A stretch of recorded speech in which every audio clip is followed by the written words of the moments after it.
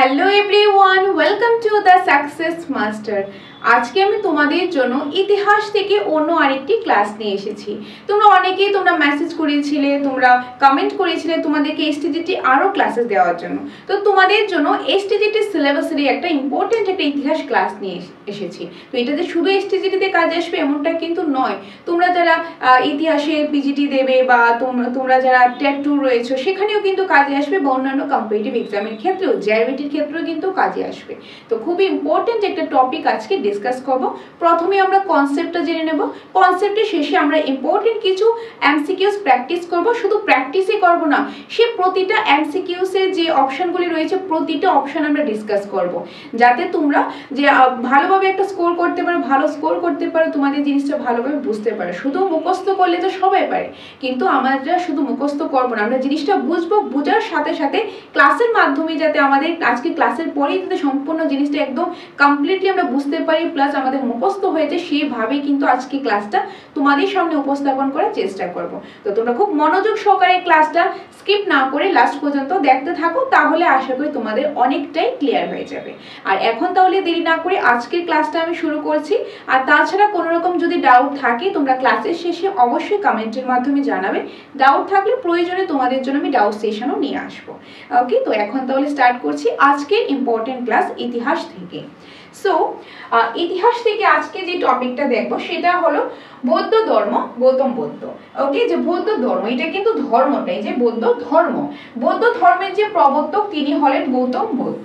ওকে, সিলেবাসের মধ্যে দেখবে আছে তোমাদের যে বৌদ্ধ ধর্ম আর জৈন ধর্ম। বৌদ্ধ ধর্মে যদি প্রবর্তক বলা হয় সেটা হলো গৌতম বুদ্ধ, আর যদি জৈন ধর্মে বলা হয় তাহলে সেটা হবে মহাবীর। আর এই দুটো ছাড়াও আরেকটা জিনিস আমাদের এসটিজিটিতে আছে, ট্যাটের মধ্যে যে বৌদ্ধ ধর্ম আর জৈন ধর্ম এতটুকুই আছে, কিন্তু এসটিজিটিতে আরেকটু বেশি আছে, সেটা হলো বৌদ্ধ ধর্ম জৈন ধর্ম তো আছেই, পাশাপাশি আরেকটা জিনিস আছে, এই যে দুইটা ধর্ম বৌদ্ধ ধর্ম এবং জৈন ধর্মের মধ্যে কি সাদৃশ্য রয়েছে, কি মিল রয়েছে, ওই মিলটা ওই সাদৃশ্যটা নিয়েও কিন্তু আলাদা টপিক রয়েছে এসটিজিটির ক্ষেত্রে। আর যেহেতু আজকে ক্লাসের মধ্যে আমরা বৌদ্ধ ধর্মটা নিয়ে আলোচনা করব, বৌদ্ধ ধর্মের যে প্রবর্তক গৌতম বুদ্ধ নিয়ে আলোচনা করব, তো আমরা এই পার্টটা পড়বো, যেটা আমাদের এসটিজিটি টেটের ক্ষেত্রেও আছে বা অন্যান্য এক্সামের ক্ষেত্রেও তোমরা পেয়ে যাবে। ওকে, তো এই জিনিসটা নিয়ে আজকে আলোচনা করব। এখন আসি মেইন যে টপিকটা রয়েছে, যে পার্টটা রয়েছে সেটা। প্রথমেই আমরা যেটা দেখব বৌদ্ধ ধর্ম। ওকে, বৌদ্ধ ধর্ম, ধর্মটার নাম কিন্তু বৌদ্ধ ধর্ম, আর তার যে প্রবর্তক তিনি হলেন কি, তিনি হলেন আমরা যে দেখলাম যে গৌতম বুদ্ধ। ওকে, দুইটার মধ্যে কিন্তু কনফিউজড হবে না। আচ্ছা, তো এখানে বৌদ্ধ ধর্মের যে প্রবর্তককে এখনই তো জাস্ট দেখলাম গৌতম বুদ্ধ বা বুদ্ধদেব বলা হয়, গৌতম বুদ্ধ বা বুদ্ধদেব কিন্তু বলা হয়। তো বৌদ্ধ ধর্মের প্রবর্তক কে, বৌদ্ধ ধর্মের প্রবর্তক হলেন গৌতম বুদ্ধ বা বুদ্ধদেব। তার পরিচিতি আমরা দেখে নেব। অর্থাৎ এই যে বৌদ্ধ ধর্মের যে প্রবর্তক গৌতম বুদ্ধ বা বুদ্ধদেব বলা হয়, তিনি কোথায় জন্মগ্রহণ করেছেন বা কবে জন্মগ্রহণ করেছেন, কবে মৃত্যুবরণ করেছেন, বা তার মার নাম কি ছিল, মাতার নাম কি ছিল, পিতার নাম কি ছিল, এই সম্পূর্ণ বিষয়টা কিন্তু আমরা দেখব। তো আমরা দেখব কি এখন বৌদ্ধ ধর্মের যে প্রবর্তক অর্থাৎ গৌতম বুদ্ধের যে পরিচিতি রয়েছে সেই পরিচিতি আমরা দেখব। তো প্রথমেই আমরা দেখব তার বাসস্থান। তার বাসস্থান আমরা দেখব কপিলাবস্তু। তার বাসস্থান কিন্তু কপিলাবস্তু, যেটা নেপালের তরাই অঞ্চল। এটা কিন্তু নেপালে বর্তমানে নেপালে যে তরাই অঞ্চল, নেপালের তরাই অঞ্চলের মধ্যে একটা জায়গা আছে যেটা হলো কপিলাবস্তু, সেখানে হলো তার অবস্থানটা, তার বাসস্থানটা, তার বাসস্থান। ওকে, তার জন্মকাল, তিনি কবে জন্মগ্রহণ করেছেন, 566 খ্রিস্টপূর্ব। তিনি কবে জন্মগ্রহণ করেছেন, 566 খ্রিস্টপূর্ব, তো মনে রাখবে। তো যে গৌতম বুদ্ধ কবে জন্মগ্রহণ করেছেন, 566 অর্থাৎ 566 খ্রিস্টপূর্বাব্দে। ওকে, আর তার পিতার নাম হলো শুদ্ধোদন। পিতার নাম কি, পিতার নাম হলো শুদ্ধোদন। শুদ্ধোদন তিনি তাকে কিন্তু সাক্ষ্য নায়ক বলা হয়। সাক্ষ্য নায়ক বলতে কি বোঝায়, মানে সাক্ষ্য বংশের, সাক্ষ্য একটা বংশ রয়েছে, সেই বংশের যে রাজা। তো যে বুদ্ধদেবের যে বাবা তিনি সাক্ষ্য বংশের রাজা ছিলেন, তোমরা লিখে রাখতে পারো, তিনি সাক্ষ্য বংশের রাজা ছিলেন। ওকে, সাক্ষ্য বংশের রাজা ছিলেন। কে ছিলেন, শুদ্ধোদন। ওকে, শুদ্ধোদন। শুদ্ধোদন কি, শুদ্ধোদন হলেন গৌতম বুদ্ধের পিতা। তো গৌতম বুদ্ধের পিতার নাম হলো শুদ্ধোদন, তিনি সাক্ষ্যনায়ক ছিলেন। অর্থাৎ সাক্ষ্যনায়ক বলতে বোঝে সাক্ষ্য বংশের রাজা ছিলেন তিনি। তো অর্থাৎ আমরা দেখতে পাই যে বুদ্ধদেব কিন্তু বা গৌতম বুদ্ধ কিন্তু একজন রাজা ছিলেন, যে রাজা ছিলেন সাক্ষ্যনায়ক বা যে সাক্ষ্য বংশের রাজা শুদ্ধোদন। শুদ্ধোদনের পুত্র ছিলেন কি, গৌতম বুদ্ধ। সেই গৌতম বুদ্ধই কিন্তু হলো আমাদের যে বৌদ্ধ ধর্মের প্রবর্তক। আর তার মাতার নাম যদি দেখি, মাতার নাম হলো মায়া দেবী। তো বৌদ্ধ ধর্মের মাতার নাম হলো মায়া দেবী আর তার জন্মস্থান লুম্বিনী গ্রাম, জন্মস্থান হলো লুম্বিনী গ্রাম। তো এই কপিলাবস্তু আর লুম্বিনী গ্রামের মধ্যে কনফিউজড হবে না। যদি বলা হয় অর্থাৎ তিনি যে জায়গাতে জন্মগ্রহণ করেছে সেটা হলো লুম্বিনী গ্রাম, আর যে জায়গাতে বাসস্থান ছিল তিনি থেকেছে, যে জন্ম হওয়ার পর তারপর একটু পর তিনি থেকেছে, তো সেটা হবে সেটা কপিলাবস্তু। তো জন্মস্থান বলা হলে লুম্বিনী গ্রাম দিয়ে দেবে, আর বাসস্থান বললে তখন হবে কপিলাবস্তু। দুইটার মধ্যে কনফিউজড হবে না। আর দুটোই কিন্তু রয়েছে বর্তমানে নেপালের যে তরাই অঞ্চল রয়েছে সেই তরাই অঞ্চলে। ক্লিয়ার? তো বাসস্থান হলে সেটা হবে কপিলাবস্তু, আর জন্মস্থান হলে সেটা হবে লুম্বিনী গ্রাম, আর এটা বর্তমানে রয়েছে নেপালে তরাই অঞ্চলে। বোঝা গেল? তো এখানে আমরা কি দেখলাম? আমরা বৌদ্ধ ধর্ম নিয়ে শুরু করলাম। বৌদ্ধ ধর্মের যে প্রবর্তক, বৌদ্ধ ধর্মের প্রবর্তকের নাম কি? গৌতম বুদ্ধ, বা আমরা বৌদ্ধদেব হিসাবেও চিনে থাকি। তো এখন বৌদ্ধদেবের যে পরিচিতি সম্পর্কে আমরা জানবো। সেখানে মধ্যে প্রথম দেখলাম তার যে বাসস্থান, তার বাসস্থান হলো কোথায়? কপিলাবস্তু, যেটা বর্তমানে নেপালে তরাই অঞ্চলে অন্তর্গত। আর বৌদ্ধদেবের যে পিতার নাম, গৌতম বুদ্ধের পিতার নাম হলো শুদ্ধোদন। শুদ্ধোদনকে সাক্ষ্যনায়ক বলা হয়, অর্থাৎ সাক্ষ্যনায়ক বলতে বোঝায় সাক্ষ্য বংশের রাজা, অর্থাৎ শুদ্ধোদন সাক্ষ্য বংশের রাজা ছিলেন। তো গৌতম বুদ্ধ কিন্তু রাজার ছেলে ছিলেন। ওকে, তো আর তার মাতার নাম কি? মাতার নাম হলো মায়া দেবী, যে মায়া দেবী। আর তিনি কোথায় জন্মগ্রহণ করেছে? তিনি লুম্বিনী গ্রামে জন্মগ্রহণ করেছে। এতটুকু আশা করি তোমরা বুঝতে পেরেছো, কোনো কনফিউশন নেই। এখন যাই আমি নেক্সট স্লাইডে। ওকে, নেক্সট স্লাইডে রয়েছে তার বাল্য নাম। তার ব্যাপারে আরো আমরা ইম্পর্টেন্ট জিনিস জানবো, সেটা হলো বাল্য নাম। তার যে অন্যান্য আর কি নাম রয়েছে, বাল্য নাম রয়েছে। যেরকম আমরা যখন ছোট ছিলাম আমাদেরকে দেখে অনেকে অনেক নামে ডাকতো, ওই যে ওইগুলি কি? কিন্তু বাল্য নাম। তো বৌদ্ধদেবের বাল্য নামের মধ্যে রয়েছে গৌতম, সিদ্ধার্থ, যে গৌতম হিসাবে বাল্য নাম ছিল, সিদ্ধার্থ কিন্তু বাল্য নাম ছিল। তাছাড়া অন্যান্য আরো নাম ছিল, এগুলি ছাড়াও আরো অন্যান্য নামও ছিল। অন্যান্য কি নাম ছিল? সাক্ষ্যমণি, সাক্ষ্য বংশ, এগুলি সাক্ষ্যমণি, সাক্ষ্য বংশ। তিনি কিন্তু সাক্ষ্য বংশের যে রাজা ছিলেন শুদ্ধোদন, শুদ্ধোদনের পুত্রই ছিলেন তিনি, তো তাকে বলা হতো সাক্ষ্যমণিও বলা হতো, সাক্ষ্য বংশও বলা হতো। আর যে গৌতম বুদ্ধের যে স্ত্রীর কথা বলি, ওয়াইফের কথা বলি, ওয়াইফের নাম ছিল গোপা কিংবা বিম্বা কিংবা যশোধরা কিংবা সুভদ্রকা, কিংবা সুভদ্রকা। মানে অপশন তোমাদের যে নামটা থাকবে, যেরকম একজনে যেরকম দু তিনটা নাম থাকে, মানে থাকে না একটা যে অরিজিনাল নামটা বা অন্য যে আর প্যাট নেম থাকলো, তো এরকমই আর কি নামটা রয়েছে। তো তার স্ত্রীর নাম গোপা কিংবা বিম্বা কিংবা যশোধরা কিংবা শূদ্রকা, এই চারটা নামই কিন্তু মনে রাখতে লাগবে। আর তার পুত্র, তার কিন্তু একটা ছেলেও ছিল, পুত্রও ছিল। পুত্রের নাম হলো রাহুল। পুত্রের নাম কি? রাহুল। তো যে গৌতম বুদ্ধের পুত্রের নাম হলো রাহুল। ক্লিয়ার? নেক্সট, বিমাতা ও মাসি। বিমাতা ও মাসি হলো গৌতমী, অর্থাৎ তিনি তার জন্ম হওয়ার পর তার যে মাতা মায়া দেবী, যাকে যে মানে তাকে জন্ম দিয়েছেন মায়া দেবী, মায়া দেবী মারা যান। মায়া দেবী মারা যাওয়ার পর তার যে মাসি বা বিমাতা, তো এই মাসি কিন্তু তাকে লালন পালন করেছে, আর সেই মাসির নাম হলো গৌতমী। আর সেই মাসির নাম থেকেই কিন্তু তার যে গৌতম নামটা কিন্তু এসেছে। ওকে, তো এটাই বলা হয়েছে। এই যে জন্মকালে মাতৃহারা সিদ্ধার্থকে তিনি লালন পালন করেন, মানে প্রথমে তাকে সিদ্ধার্থ বলা হতো, তারপর তার মা যখন মারা যায় তো তখন তার মাসি তাকে লালন পালন করে, সেই মাসির নাম হলো গৌতমী। আর সেই গৌতমী নাম থেকে তার নাম এসেছে গৌতম। গৌতম, এই যে তাই সিদ্ধার্থের আরেক নাম হলো গৌতম। তার জন্য সিদ্ধার্থ আরেক নাম কি? আরেক নাম হলো গৌতম। ক্লিয়ার? নেক্সট, গৃহত্যাগ। গৃহত্যাগের মধ্যে আমরা পড়বো তিনি যে তার যে গৃহ, তার যে বাড়ি, তার বাড়ি ত্যাগ করেছে, তার যে ফ্যামিলিকে ত্যাগ করেছে, সংসার ধর্মকে ত্যাগ করে তিনি কিন্তু ধর্মের প্রতি চলে গেছে। তিনি যে রাজা ছেলে ছিল, তার কিন্তু রাজা হওয়ার কথা ছিল, কিন্তু সে সব কিছু ছেড়ে তিনি ধর্মের পথে চলে গেছেন মুক্তির জন্য। যে মানে সে মুক্তির জন্য কিন্তু সবকিছু ছেড়ে সে ধর্মের পথে চলে গেছে। তো ওইটাকে এখান থেকে শুরু হচ্ছে তার লাইফের নতুন একটা পর্ব, যেটা সাংসারিক যে ত্যাগ, এখান থেকে শুরু হবে। তো এতটুকু পর্যন্ত আমরা কি কি জানলাম আমি একটু রিকেপ দিয়ে দিচ্ছি। কেন আমি রিকেপ দিচ্ছি বা বারংবার আমি কেন বলছি, বা আগেও ক্লাসের মধ্যে একটা জিনিস আমি বারংবার বলবো কেন, যাতে তোমরা এই ক্লাসের মধ্যে সবকিছু শিখে যাও, ক্লাসের পরে গিয়ে যাতে আবার এক্সট্রা ভাবে না করতে লাগে, যাতে পরে রিভিশন করলে হয়ে যায়। তার জন্যই কিন্তু আমি বারংবার একটা জিনিস রিপিট করছি, যাতে তোমাদের জিনিসটা একদম লং টাইম মেমোরিতে সেট আপ হয়ে যায়, সেই জন্যই আমি রিপিট করছি। তো আমরা কি দেখলাম? আমরা শুরু করলাম বৌদ্ধ ধর্ম। তো বৌদ্ধ ধর্মের প্রবর্তক কি? বৌদ্ধ ধর্মের প্রবর্তক হলো যে গৌতম বুদ্ধ, বা আমরা বৌদ্ধদেব হিসাবেও চিনে থাকি।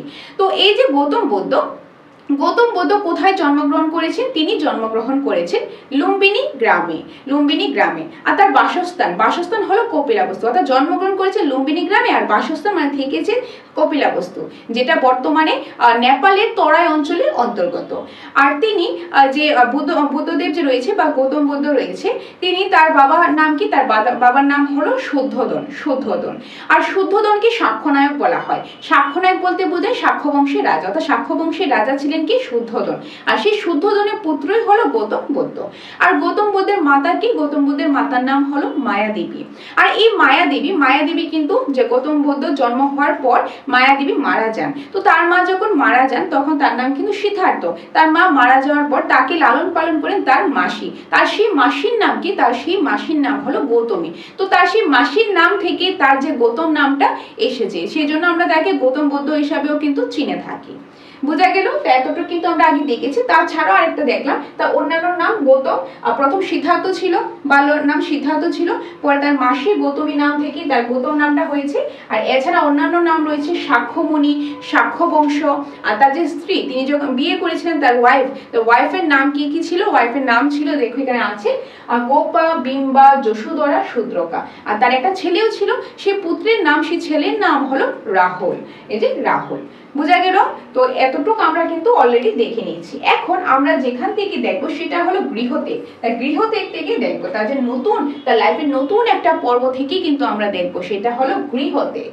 ওকে, সাংসারিক দুঃখ, কষ্ট ও মৃত্যুর হাত থেকে মুক্তির খোঁজে 29 বছর বয়সে গৃহত্যাগ এবং সন্ন্যাস গ্রহণ, যা মহাবিনিষ্ক্রম নামে পরিচিত।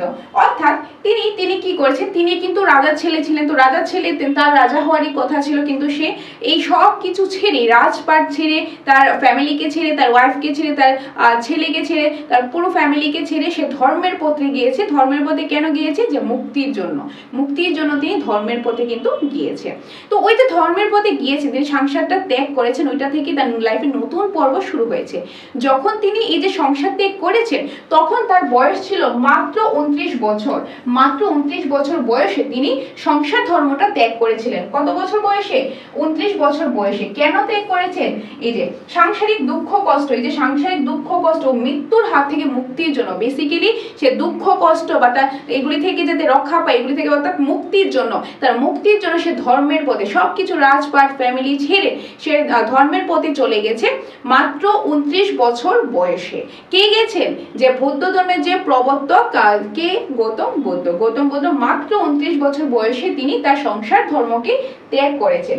তিনি যে সংসার ধর্ম ত্যাগ করেছেন, তিনি যে গৃহত্যাগ, বাড়ি ছেড়ে চলে গেছেন, সন্ন্যাস গ্রহণ করেছেন, ওই যে ঘটনাটা রয়েছে, ওই ঘটনাটাকে বলা হয় মহাবিনিষ্ক্রম। কি বলা হয়? মহাবিনিষ্ক্রম। এই যে তার লাইফে, অর্থাৎ যে আমাদের গৌতম বুদ্ধ রয়েছে, গৌতম বুদ্ধ লাইফের মধ্যে যে বিশেষ বিশেষ যে ঘটনাগুলি, এই ঘটনাগুলিকে না এক একটা নাম দেওয়া হয়েছে। যেরকম সংসার যে ধর্মটা ত্যাগ করেছেন, ওই ঘটনাটাকে নাম দেওয়া হয়েছে মহাবিনিষ্ক্রম। মহাবিনিষ্ক্রম। ওকে, তো এরকম এক একটা বিশেষ বিশেষ ঘটনাগুলিকে নাম দিয়েছে, এগুলো আমরা এক এক করে দেখবো। তো প্রথমে আমরা দেখলাম তিনি যে সংসার ধর্ম ত্যাগ করেছেন মাত্র 29 বছর বয়সে। কিসের জন্য? মুক্তির জন্য। সাংসারিক দুঃখ থেকে মুক্তি পাওয়ার জন্য তিনি সন্ন্যাস গ্রহণ করেছে, ধর্মের পথ বেছে নিয়েছে, মাত্র 29 বছর বয়সে গৃহত্যাগ করেছেন। আর ওই ঘটনাটাকে বলা হয় মহাবিনিষ্ক্রম। কি বলা হয়? মহাবিনিষ্ক্রম। ক্লিয়ার? এখন আমি যাই নেক্সট। গৃহত্যাগ করার পর তিনি যখন সন্ন্যাস গ্রহণ করেছেন, তখন কিন্তু তিনি কি দিব্য জ্ঞান লাভ করেছেন। তিনি কিন্তু অনেক নলেজ গেইন করেছেন। ওই যে দিব্য জ্ঞান লাভ তিনি করেছেন, কোথায় করেছেন বা সেই পর্বটাকে কি বলা হয়, সেগুলি আমরা এক এক করে দেখবো। তো এখানে রয়েছে দিব্য জ্ঞান লাভ। দিব্য জ্ঞান লাভ। ওকে, সো গোয়ার নিকটস্থলে উরবিলম্বের যে কিষ্ট সাধন, যে গোয়ার নিকট কোথায়, মানে গোয়ার কাছে একটা জায়গা রয়েছে উরবিলম্বের যে কিচ্ছু সাধন। বোধগয়া। এখন বোধগয়াতে কি হয়েছে? Very very important. নৈরঞ্জন নদীতে, নদীর নাম মনে রাখবে, কোন নদীতে? নৈরঞ্জন নদীতে স্নান ও বৃদ্ধগয়ার এক বিশাল অসত্যের, কিসের? অসত্যের। অসত্যের এক ধরনের গাছ। অসত্যের নিচে উপাসনা এবং দিব্যজ্ঞান লাভ করেছেন। গাছটিকে বুদ্ধিগ্রাম এবং এই স্থানটিকে বোধগয়া বলা হয়। স্থানটিকে কি বলা হয়? বোধগয়া বলা হয়। ভেরি ভেরি ইম্পর্টেন্ট এই পার্ট, এই প্রতিটা লাইন ইম্পর্টেন্ট। কি বলা হয়েছে? তিনি যখন সংসার ধর্ম ত্যাগ করেছেন মাত্র 29 বছর বয়সে, তখন তিনি সন্ন্যাস গ্রহণ করেছেন। সেই সন্ন্যাস গ্রহণ করেছেন ওই ঘটনাটাকে বলা হয় মহাবিনিষ্ক্রম বলা হয়। এখন এই যে সন্ন্যাসী হওয়ার পর তিনি অনেক নলেজ গেইন করেছেন, অনেক উপাসনা করেছেন, অনেক বেশি তিনি দিব্যজ্ঞান লাভ করেছেন। সেই দিব্যজ্ঞান যে লাভ করেছেন কোথায় করেছেন? এই যে বোধগয়াতে। কোথায়? বোধগয়াতে। ওকে, বোধগয়া। তো এই বোধগয়াতে তিনি কিভাবে করেছেন? তিনি একটা নদীতে স্নান করেছেন। সেই নদীটার নাম হলো নৈরঞ্জনা নদী। কোন নদী? নৈরঞ্জনা নদী। নৈরঞ্জনা নদীতে তিনি স্নান করেছেন এবং বৃদ্ধগয়া হলো বৃদ্ধগয়া ওই জায়গাটার মধ্যে, মানে ধর একটা নদী ছিল যেখানে বসে তিনি উপাসনা করেছিলেন, তিনি ধর অনেক উপাসনা করেছেন, দিব্যজ্ঞান লাভ করেছিলেন। ওই একটা জায়গা রয়েছে, ওই জায়গাটার পাশে একটা নদী ছিল, ওই নদীটার নাম হলো নৈরঞ্জনা নদী। ওই নদীর পাশে অর্থাৎ ওই জায়গাটাতে, ওই বৃদ্ধগয়া জায়গাটাতে একটা বড় একটা গাছ ছিল। সেই গাছটার নাম হলো অশ্বত্থ গাছ। কি গাছ? অশ্বত্থ গাছ।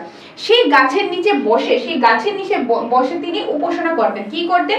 উপাসনা করতেন এবং তিনি দিব্যজ্ঞান লাভ করেছেন। অর্থাৎ এই গাছের নিচে বসে যে উপাসনা করেছেন, তখন তিনি কি দিব্যজ্ঞান লাভ করেছেন, মানে নলেজ গেইন করেছেন তিনি। এবং ওই যে গাছটিকে অশ্বত্থ গাছটিকে কি বলা হয়? বুদ্ধিগ্রাম। অর্থাৎ অশ্বত্থ গাছটিকে কি বলা হয়? বুদ্ধিগ্রাম বলা হয়। ওকে, এবং অশ্বত্থ গাছটি যে ছিল, যে জায়গাতে ছিল, ওই স্থানটার নাম হলো বোধগয়া। স্থানটার নাম হলো কি? বোধগয়া। বুঝা গেল? অর্থাৎ তিনি যে দিব্যজ্ঞান লাভ করেছেন, কোন জায়গাতে দিব্যজ্ঞান লাভ করেছেন? বোধগয়াতে। ওই বোধগয়াতে তিনি কি করেছেন? একটা নদী ছিল, নদীটার নাম হলো নৈরঞ্জনা নদী। ওই নদীতে স্নান করেছে। স্নান করার পর তিনি বোধগয়াতে একটা নদীর পাশে একটা গাছ ছিল, সেই গাছটার নাম হলো অশ্বত্থ গাছ। ওই অশ্বত্থ গাছের নিচে বসে তিনি উপাসনা করেছেন, তিনি দিব্যজ্ঞান লাভ করেছেন। আর সেই অশ্বত্থ গাছটাকে নাম কি দিয়েছে? অশ্বত্থ গাছের নামটা হলো বুদ্ধিগ্রাম। আর এই বুদ্ধিগ্রাম অর্থাৎ এই গাছটা যে জায়গাটা ছিল, সেই জায়গাটার নাম হলো বোধগয়া। কি? বোধগয়া। বোঝা গেল এই জায়গাটা? এখন বিভিন্ন ভাবে কোশ্চেন আসতে পারে যে তিনি কোন নদীতে স্নান করেছিল, দিব্যজ্ঞান লাভ করার জন্য কোন নদীতে স্নান করেছিল, তো উপাসনা করার আগে কোন নদীতে স্নান করেছিল? নৈরঞ্জনা নদী। কোন গাছের নিচে বসে? অশ্বত্থ গাছের নিচে বসে। বা সেই গাছটাকে কি বলা হয়? সেই গাছটাকে যে এখানে রয়েছে বুদ্ধিগ্রাম বলা হয়। বা এই গাছটা কোথায় রয়েছে বা কোনখানে বসে তিনি দিব্যজ্ঞান লাভ করেছেন? বোধগয়াতে। তো বিভিন্ন ভাবে কোশ্চেন কিন্তু আসতেই পারে। Very important. নেক্সট হচ্ছে ধর্মচক্র প্রবর্তন। এখন ধর্মচক্র প্রবর্তন জিনিসটা কি? ওকে, তো এটা আমরা জানবো। বারাণসীর যে সারনাথে, কি হবে? সারনাথে। বারাণসী, এটা স্পেলিংটা একটু ভুল হয়েছে, তোমরা একটু ঠিক করে নিও। বারাণসীর সারনাথে 5 জন শিষ্যকে প্রথম দীক্ষা দেন। তিনি বারাণসীর যে সারনাথে তিনি 5 জন শিষ্যকে প্রথম দীক্ষা দেন। এই ঘটনাকে ধর্মচক্র প্রবর্তন নামে পরিচিত। একটু আগে আমি বলেছিলাম তিনি তার লাইফের যে বিশেষ যে পর্বগুলি রয়েছে, বিশেষ ঘটনাগুলিকে এক একটা নাম দিয়েছে। যেরকম যখন সংসার ধর্ম ত্যাগ করেছেন সেটাকে নাম দিয়েছিল মহাবিনিষ্ক্রম পর্ব দিয়েছিল। তারপর তিনি দিব্যজ্ঞান লাভ করেছেন। তো এখন এসেছে ধর্মচক্র প্রবর্তন, আরেকটা ঘটনাকে নাম দিয়েছে। ওই ঘটনাটা কি? ওই সময়টা সে যখন দিব্যজ্ঞান লাভ করেছে, দিব্যজ্ঞান লাভ করার পর অনেক নলেজ গেইন করার পর, এখন ধরো আমি এই জিনিসটা পড়েছি, পড়ার পর বা ধরো তোমরা পড়েছো, তোমরা এখন কাউকে জিনিসটা পড়ালে, তো এরকমই কিন্তু ব্যাপারটা। তো গৌতম বুদ্ধ কি করেছেন? গৌতম বুদ্ধ অনেক নলেজ গেইন করেছেন, দিব্যজ্ঞান লাভ করেছেন। তারপর তিনি কি করেছেন? তিনি অন্যদের কাছে তার বাণী পৌঁছে দিয়েছেন। তার কি বার্তা, তার কি মেসেজ ছিল, সেগুলো অন্যদের কাছে পৌঁছে দিয়েছে। তো সেই জন্য তিনি কি করেছেন? তিনি তার প্রথম যে 5 জন শিষ্য ছিল, কি ছিল? 5 জন শিষ্যকে তিনি প্রথম দীক্ষা দেন। তো প্রথম কয়জনকে দীক্ষা দেন? 5 জনকে তিনি প্রথম দীক্ষা দেন। ওই যে প্রথম তিনি দীক্ষা দেন, সেটা কোথায় দেন? সেটা বারাণসী একটা জায়গা হচ্ছে সারনাথে। বারাণসী সারনাথে তার 5 জন শিষ্যকে তিনি প্রথম দীক্ষা দেন। আর ওই ঘটনাটাকে বলা হয় যে ধর্মচক্র প্রবর্তন। কি বলা হয়? ধর্মচক্র প্রবর্তন। বোঝা গেল?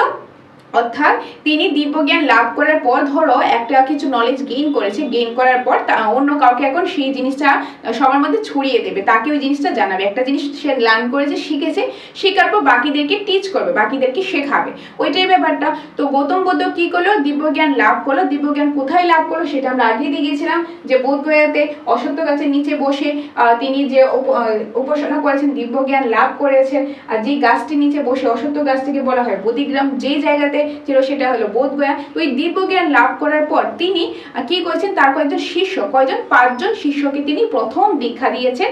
আর সেটা কোথায়, বারাণসীর যে সারনাথে তিনি 5 জন শিষ্যকে দীক্ষা দিয়েছেন। আর এই যে 5 জন শিষ্যকে দীক্ষা দিয়েছেন, এই পুরো ঘটনাটাকে বলা হয় ধর্মচক্র প্রবর্তন। কি বলা হয়, ধর্মচক্র প্রবর্তন। বোঝা গেল? তো এই যে 5 জন শিষ্যকে তিনি মানে দীক্ষা দিয়েছেন, এই ঘটনাটাকে আমরা ধর্মচক্র প্রবর্তন নামে চিনে থাকি। এই 5 জন শিষ্যকে একত্রে কি বলা হয় জানো, একত্রে বলা হয় পঞ্চভিক্ষুক। কি বলা হয়, পঞ্চভিক্ষুক। ওকে, পঞ্চভিক্ষুক বলা হয়। মানে অর্থাৎ যে 5 জন শিষ্যকে তিনি দীক্ষা দিয়েছিলেন তাদেরকে সকলকে একত্রে বলা হয় পঞ্চভিক্ষুক। এই যে প্রথম দীক্ষিত 5 জন শিষ্য পঞ্চভিক্ষুক নামে পরিচিত। বোঝা গেল? নেক্সট, দেহত্যাগ। এখন আসবে তার দেহত্যাগ পর্ব, অর্থাৎ তিনি যে মৃত্যুবরণ করেছেন, দেহত্যাগ করেছেন, সেই পর্বটা। সেই পর্বের মধ্যে কি রয়েছে, বুদ্ধদেব আনুমানিক 486 খ্রিস্টপূর্বে কুশীনগরে, কোথায় নামটা মনে রাখবে, ভেরি ইম্পর্টেন্ট, কুশীনগরে দেহত্যাগ করেন। এই ঘটনা মহাপরিনির্বাণ নামে পরিচিত, মহাপরিনির্বাণ নামে পরিচিত। অর্থাৎ তিনি দেহত্যাগ করেন, কবে দেহত্যাগ করেন, এই যে 486 খ্রিস্টপূর্বে তিনি গৌতম বুদ্ধ দেহত্যাগ করেন। কোন জায়গাতে দেহত্যাগ করেন, কুশীনগরে দেহত্যাগ করেন। ওকে, আর তিনি যে দেহত্যাগ করেন, কুশীনগরে যে দেহত্যাগ করেছেন, মৃত্যুবরণ করেছেন, ওই ঘটনাটাকে বলা হয় মহাপরিনির্বাণ। কি বলা হয়, মহাপরিনির্বাণ। কারণ একটু আগে আমি বলেছি তার লাইফে যে কিছু বিশেষ বিশেষ পর্ব রয়েছে, বিশেষ বিশেষ ঘটনা রয়েছে, এগুলিকে এক একটা নাম দেওয়া হয়েছে। যেরকম যখন সংসার ধর্ম ত্যাগ করেছে মাত্র 29 বছর বয়সে, সেটাকে বলা হয় মহাবিনিষ্ক্রম। তিনি তারপর দিব্যজ্ঞান লাভ করেছেন, দিব্যজ্ঞান লাভ করার পর তিনি দীক্ষা দিয়েছেন, অন্যদেরকে, তার শিষ্যদেরকে দীক্ষা দিয়েছেন। এরকম 5 জন শিষ্যকে তিনি দীক্ষা দিয়েছেন। ওই 5 জনকে একত্রে পঞ্চভিক্ষুক বলা হয়। সেই 5 জনকে যে দীক্ষা দিয়েছেন, কোথায় দিয়েছেন, বারাণসী সারনাথে দিয়েছেন। ওই ঘটনাটাকে বলা হয় কি, ওইটাকে বলা হয় ধর্মচক্র প্রবর্তন। আর তিনি যখন দেহত্যাগ করেছেন, কবে করেছেন দেহত্যাগ, 486 খ্রিস্টপূর্বে, কোথায়, কুশীনগরে। তো এই দেহত্যাগের ঘটনাটাকে বলা হয় মহাপরিনির্বাণ। কি বলা হয়, মহাপরিনির্বাণ বলা হয়। তো এক একটা ঘটনাকে এক একটা নাম দিয়েছে, এগুলি কিন্তু মনে রাখতে লাগবে। তো পরীক্ষাতে কিন্তু কোশ্চেন বিভিন্ন ভাবে আসতেই পারে, ভেরি ইম্পর্টেন্ট। বোঝা গেলে এতটুকু, আশা করি এতটুকু কারো কোনো ডাউট নেই। আমি চেষ্টা করেছি যাতে ইজি ওয়েতে তোমাদের কাছে ম্যাক্সিমাম ইনফরমেশন পৌঁছে দেওয়া। তো কিরকম লাগলো অবশ্যই তোমরা কমেন্টের মাধ্যমে জানাবে। নেক্সট রয়েছে বুদ্ধ ধর্মের উদ্দেশ্য। সবকিছুর একটা উদ্দেশ্য থাকে, এরকম বুদ্ধ ধর্মের কিন্তু একটা উদ্দেশ্য ছিল। এই যে আমাদের গৌতম বুদ্ধ বুদ্ধ ধর্মটা প্রচলন করেছেন, এটা প্রবর্তন, তিনি নিজে বুদ্ধ ধর্মটা শুরু করেছেন, তার কিন্তু একটা উদ্দেশ্য ছিল। সেই উদ্দেশ্যটা কি, উদ্দেশ্যটা হলো দুঃখের হাত থেকে মানুষকে মুক্ত করা। অর্থাৎ দুঃখের হাত থেকে মানুষকে যাতে মুক্ত করতে পারে। এখন দুঃখের থেকে মানুষকে কিভাবে মুক্ত করবে, সেই জন্য কিন্তু তিনি কি করেছিলেন, তিনি কিছু ইম্পর্টেন্ট কিছু টার্ম তিনি মেনশন করেছেন। সেগুলি কি, সেগুলিকে একসাথে বলা হয় অষ্টাঙ্গিক মার্গ। অষ্টাঙ্গিক মার্গ বলা হয়। অর্থাৎ বৌদ্ধ ধর্মের উদ্দেশ্য ছিল যে মানুষকে দুঃখের হাত থেকে, দুঃখ থেকে মুক্ত করার জন্য, মুক্তি দেওয়ার জন্য। আর একটা মানুষ বা প্রতিটা মানুষ দুঃখ থেকে মুক্তি তখনই হতে পারবে যখন এই 8টা বিষয় কিন্তু তার মধ্যে থাকবে। আর সেই 8টা বিষয় কি, একসাথে বলা হয় অষ্টাঙ্গিক মার্গ। সেই 8টা বিষয় কি কি, সৎ বাক্য, সৎ বাক্য, যে সবসময় সত্যি কথা বলা, সৎ বাক্য। তারপর সৎ কর্ম, সৎ কাজ করা, কর্ম মিন্স কাজ। সৎ জীবিকা, সৎ জীবিকা, যে লাইফস্টাইলটা সেটা সৎ হওয়া। দেন সৎ চিন্তা, যে সঠিক সৎ চিন্তাধারা করা। তারপর হলো সৎ চেতনা, সৎ সংকল্প, সৎ দৃষ্টি। তো এই যে 8টা রয়েছে, এই 8টা মার্গকে কিন্তু বলা হয় অষ্টাঙ্গিক মার্গ। অর্থাৎ বৌদ্ধ ধর্মের যে মূল উদ্দেশ্যটা, অর্থাৎ গৌতম বুদ্ধ যখন এই বৌদ্ধ ধর্মটা প্রচলন করেছেন, সেটার মূল একটা উদ্দেশ্য ছিল। সেই উদ্দেশ্যটা কি, উদ্দেশ্য উদ্দেশ্যটা হলো দুঃখের হাত থেকে মানুষকে মুক্ত দেওয়া। এখন দুঃখের হাত থেকে মানুষকে মুক্ত দেওয়া যাবে যখন এই যে 8টা টার্ম রয়েছে, 8টা মার্ক রয়েছে, এগুলি প্রতিটা মানুষ কি করবে, তার লাইফের মধ্যে অ্যাপ্লাই করবে। এগুলি নিয়ে কিন্তু দুঃখের থেকে মুক্তি পাওয়া যায়। আর সেই সবগুলি এই 8টা পার্টকে একত্রে বলা হয় অষ্টাঙ্গিক মার্গ। তো তোমাদের মনে রাখতে লাগবে যে বুদ্ধ ধর্মের উদ্দেশ্যটা কি, বা ওই অষ্টাঙ্গিক মার্গটা কি, অষ্টাঙ্গিক মার্গের মধ্যে কি কি আসছে, দেখে নাও আবারও। সৎ বাক্য, সৎ কর্ম, সৎ জীবিকা, সৎ চিন্তা, সৎ চেতনা, সৎ সংকল্প, সৎ দৃষ্টি। এখন পরীক্ষাতে বিভিন্নভাবে আসতেই পারে যে নিচের কোনটা অষ্টাঙ্গিক মার্গের অন্তর্ভুক্ত বা কোনটা অন্তর্ভুক্ত নয়, এরকম আসতেই পারে। তো এই 8টা জানা থাকলে কিন্তু আমরা আনসারটা করতে পারবো। তো এগুলি মনে রাখতে লাগবে। নেক্সট, পঞ্চশীল। পঞ্চশীল নীতি অর্থাৎ পঞ্চশীল নীতিটা কি, তিনি যে উদ্দেশ্যটা নিয়ে তিনি ধর্মটা প্রচলন করেছেন, উদ্দেশ্যটা হলো মানুষকে দুঃখ থেকে মুক্তি দেওয়া, দুঃখের হাত থেকে মুক্ত পাওয়া। মুক্তির জন্য তাকে কি করতে লাগবে, এই 8টা জিনিস তাকে মনে রাখতে লাগবে, 8টা জিনিস তার লাইফে অ্যাপ্লাই করতে লাগবে, তবে কিন্তু দুঃখ থেকে যে মুক্তি পাওয়া যাবে। এবং তিনি কিছু নীতির কথা বলেছেন যে এই নীতিগুলি অর্থাৎ এই জিনিসগুলি না করলে কিন্তু মানুষ দুঃখের হাত থেকে মুক্তি পাবে। সেই যে পঞ্চশীল নীতি, এরকম 5টা নীতির কথা তিনি বলেছে, সেই 5টাকে একত্রে বলা হয় পঞ্চশীল নীতি। সেগুলি কি কি, লোভ না করা, হিংসা না করা, অসত্য না বলা, দুর্নীতি না করা, অন্যায় না করা। এই 5টা জিনিস যদি না করা হয় তাহলে কি হবে, তাহলে দেখবে মানুষ যে দুঃখের হাত থেকে কিন্তু মুক্ত পাবে।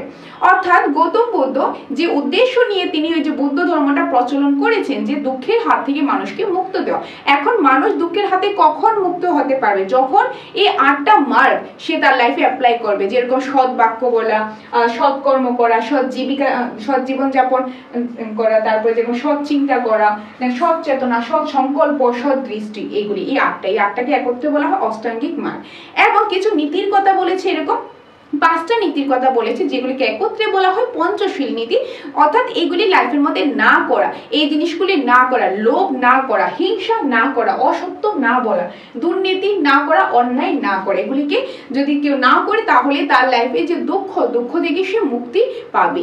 এটাই কিন্তু তার ছিল মূল উদ্দেশ্যটা। তো তোমরা মনে রাখবে বুদ্ধ ধর্মের উদ্দেশ্যটা কি ছিল, তার অষ্টাঙ্গিক মার্গগুলি কি কি এবং পঞ্চশীল নীতিগুলি কি কি, এই বিষয়টা কিন্তু মনে রাখবে। বিভিন্নভাবে পরীক্ষাতে কোশ্চেন আসতেই পারে। তো এটা গেল আমাদের উদ্দেশ্য যে পার্টটা রয়েছে সেটা। নেক্সট রয়েছে মধ্যপন্থা। অর্থাৎ মধ্যপন্থাটা কি, দেখো যখন বৌদ্ধ ধর্ম প্রচলন করেছে, সেটা উদ্দেশ্য একটা ছিল, সবকিছু একটা উদ্দেশ্য থাকে। যেরকম আমাদের উদ্দেশ্য হলো তোমাদেরকে বেস্ট থেকে বেস্ট দেওয়ার, ম্যাক্সিমাম ইনফরমেশন দেওয়া, যাতে তোমরা এগুলি পড়ে তোমরা তোমাদের লাইফে সাকসেস হও। এটা কিন্তু আমাদের উদ্দেশ্য।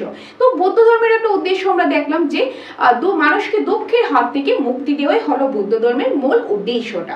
এখন এই যে 8টা মার্গ বলা হয়েছে অষ্টাঙ্গিক মার্গ, সেগুলি দেখলাম, পঞ্চশীল নীতি দেখলাম, এই জিনিসগুলি না করা। এখন এখানে বলেছে মধ্যপন্থার কথা। মানুষ দুঃখের হাত থেকে মুক্তি পাবে কখন, বা মানুষ কখন যে দুঃখ পাবে না, দুঃখী হবে না, তখন কখন সে মানে খুশিয়ে লাইফটা মানে জীবনযাপন করতে পারবে, তখন মধ্যপন্থা বলতে বোঝায় মানে একটা মিডলে থাকা, একটা ব্যালেন্স করা, যে কোনো একটা কিছু বেশি না চাওয়া বা কোনো একটা কিছু অতিরিক্ত কোনো কিছু ভালো না এবং না থাকাও ভালো না, এক মিডলে থাকা, ব্যালেন্স করা, ওইটাকে বলা হয় কিন্তু মধ্যপন্থা। ওকে, মানে ধরো এখন ধরো একটা মানুষের জীবনযাপন করতে গেলে, আমি যদি এখন একটা বেস্ট একটা এক্সাম্পল দিই, জীবনযাপন নর্মালি অতিবাহিত করতে গেলে আমাদের খুব একদম বেশি টাকার, বিলিয়ন টাকারও একদম প্রয়োজন নেই, বা একদম না থাকলেও কিন্তু হবে না। মোটামুটি এতটুকু থাকলে, যে ধরো আমি মোটামুটি একটা অ্যামাউন্ট থাকলে যে আমি আমার লাইফটা সুন্দর মতে যে অতিবাহিত করতে পারবো। তো ওই যে মোটামুটি থাকা বা এতটুকু যতটুকু দরকার ততটুকুই আমি যে এটা নিয়ে কাটাচ্ছি, বা এতটুকুই আমি এই জিনিসটা ইনকাম করছি। তো ওই যে ব্যালেন্সটা, ওই যে মিডলে থাকা, ওইটাকে কিন্তু বলা হয় মধ্যপন্থা। মানে কোনো একটা কিছু খুব বেশি চাহিদা আমি করলাম না, বা একদম না থাকলেও হবে না, যে মিডলে থাকাটা যতটুকু প্রয়োজন ততটুকুই আছে, ওইটাকে বলা হয় মধ্যপন্থা। তো ওই জিনিসটা থাকলে, মধ্যপন্থাতে থাকলে কিন্তু তাহলে কি হবে, মানুষ কিন্তু যে দুঃখী হবে না, তার যে চাওয়াটা পাওয়াটা তার ব্যালেন্সের মধ্যে আছে, তাহলে সে কিন্তু এত দুঃখী হবে না। ওই জিনিসটাকে তিনি বলেছেন মধ্যপন্থা। বোঝা গেল? সো মধ্যপন্থা উদ্দেশ্য হলো নির্বাণ লাভ করা, অর্থাৎ মুক্তি। কিসের মুক্তি? আত্মার মুক্তি। ওকে, আত্মার মুক্তি। ওকে, আত্মার মুক্তি, নির্বাণ লাভ করা হলো আত্মার মুক্তি। এখন আত্মার মুক্তি মানে যে আত্মার মুক্তি, নির্বাণ লাভ করা মানে আত্মার মুক্তি। তার উদ্দেশ্য, মধ্যপন্থার উদ্দেশ্য হলো নির্বাণ লাভ করা, যেটাকে আমরা বলতে পারি আত্মার মুক্তি। তার বক্তব্যটা কি দেখো, অত্যাধিক আসক্তি বা চরম কিছু সাধন কোনোটাই মানুষকে দুঃখ কষ্ট থেকে মুক্তি দিতে পারে না, সুতরাং পরিচিত আচরণে গ্রহণীয়। অর্থাৎ যেখানে কি বলেছে, এটা হবে পরিমিত, ওকে, হবে। অর্থাৎ কি বলেছে যে অতিরিক্ত কোনো কিছু ভালো না বা একদম না থাকলে হবে না, অতিরিক্ত কোনো কিছু মানুষকে কখনো যে দুঃখের হাত থেকে রক্ষা করতে পারবে না। তো তাকে অতিরিক্ত কোনো কিছু ভালো না বা একদম না থাকলেও হবে না। তো অর্থাৎ পরিমিত মানে মিডল, একটা ব্যালেন্স রাখলেই কিন্তু কি হবে, ব্যালেন্স অর্থাৎ পরিমিত আচরণে গ্রহণীয়, পরিমিত আচরণই কিন্তু সঠিক, তবেই কিন্তু তার লাইফে যে দুঃখ থেকে মুক্তি পেতে পারবে, যে আত্মার মুক্তি অর্থাৎ নির্বাণ লাভ করতে পারবে, এটাই কিন্তু এখানে বলা হয়েছে। বোঝা গেল? নেক্সট রয়েছে বৌদ্ধ সংঘ। এখন বৌদ্ধ সংঘ কোনটাকে বলা হয়? বৌদ্ধদেব বৌদ্ধ ধর্মাবলম্বীদের নিয়ে একটি বৌদ্ধ সংঘ গঠন করেন। ওকে, অর্থাৎ বুদ্ধদেব কি করেছে, তার যে আর অন্যান্য সঙ্গীরা ছিল, যে তিনি তার সাথে আর অন্যান্য যে সন্ন্যাসীরা ছিল, অন্যান্য সঙ্গী ছিল, সবাইকে নিয়ে একটা জায়গাতে থাকতো। তো সব বৌদ্ধরা মিলে যে জায়গাতে থাকতো, যে স্থানটাতে থাকতো, ওই স্থানটাকে বলা হয় বৌদ্ধ সংঘ। কি বলা হয়? বৌদ্ধ সংঘ বলা হয়। বোঝা গেল বৌদ্ধ সংঘটা? তো আশা করি বুঝতে পেরেছো। তো এখানে কি দেখলাম? মধ্যপন্থা দেখলাম। মধ্যপন্থার উদ্দেশ্যটা কি? নির্বাণ লাভ করা। তো এটার মূল বক্তব্য, অর্থাৎ মধ্যপন্থার মূল বক্তব্য হলো কোনো কিছু অতিরিক্ত কোনো কিছু ভালো না, একদম না থাকলে হবে না, মোটামুটি একটা ব্যালেন্স রেখে মিডলে যে থাকার যে ব্যাপারটা, যে একদম অতিরিক্ত কোনো কিছু বেশি চাওয়া পাওয়া বলে তাহলেও কেউ সুখী হতে পারবে না, একদম না থাকলেও কেউ সুখী হতে পারবে না। সুখী কারা হবে? যারা যতটুক আছে বা যতটুক দরকার ততটুক নিয়ে কিন্তু সে খুশি থাকবে, সে স্যাটিসফাই থাকবে। তো ওইটাকে কিন্তু বলা হয় মানে মধ্যপন্থা। এই যে মধ্যপন্থার মূল বক্তব্যটা।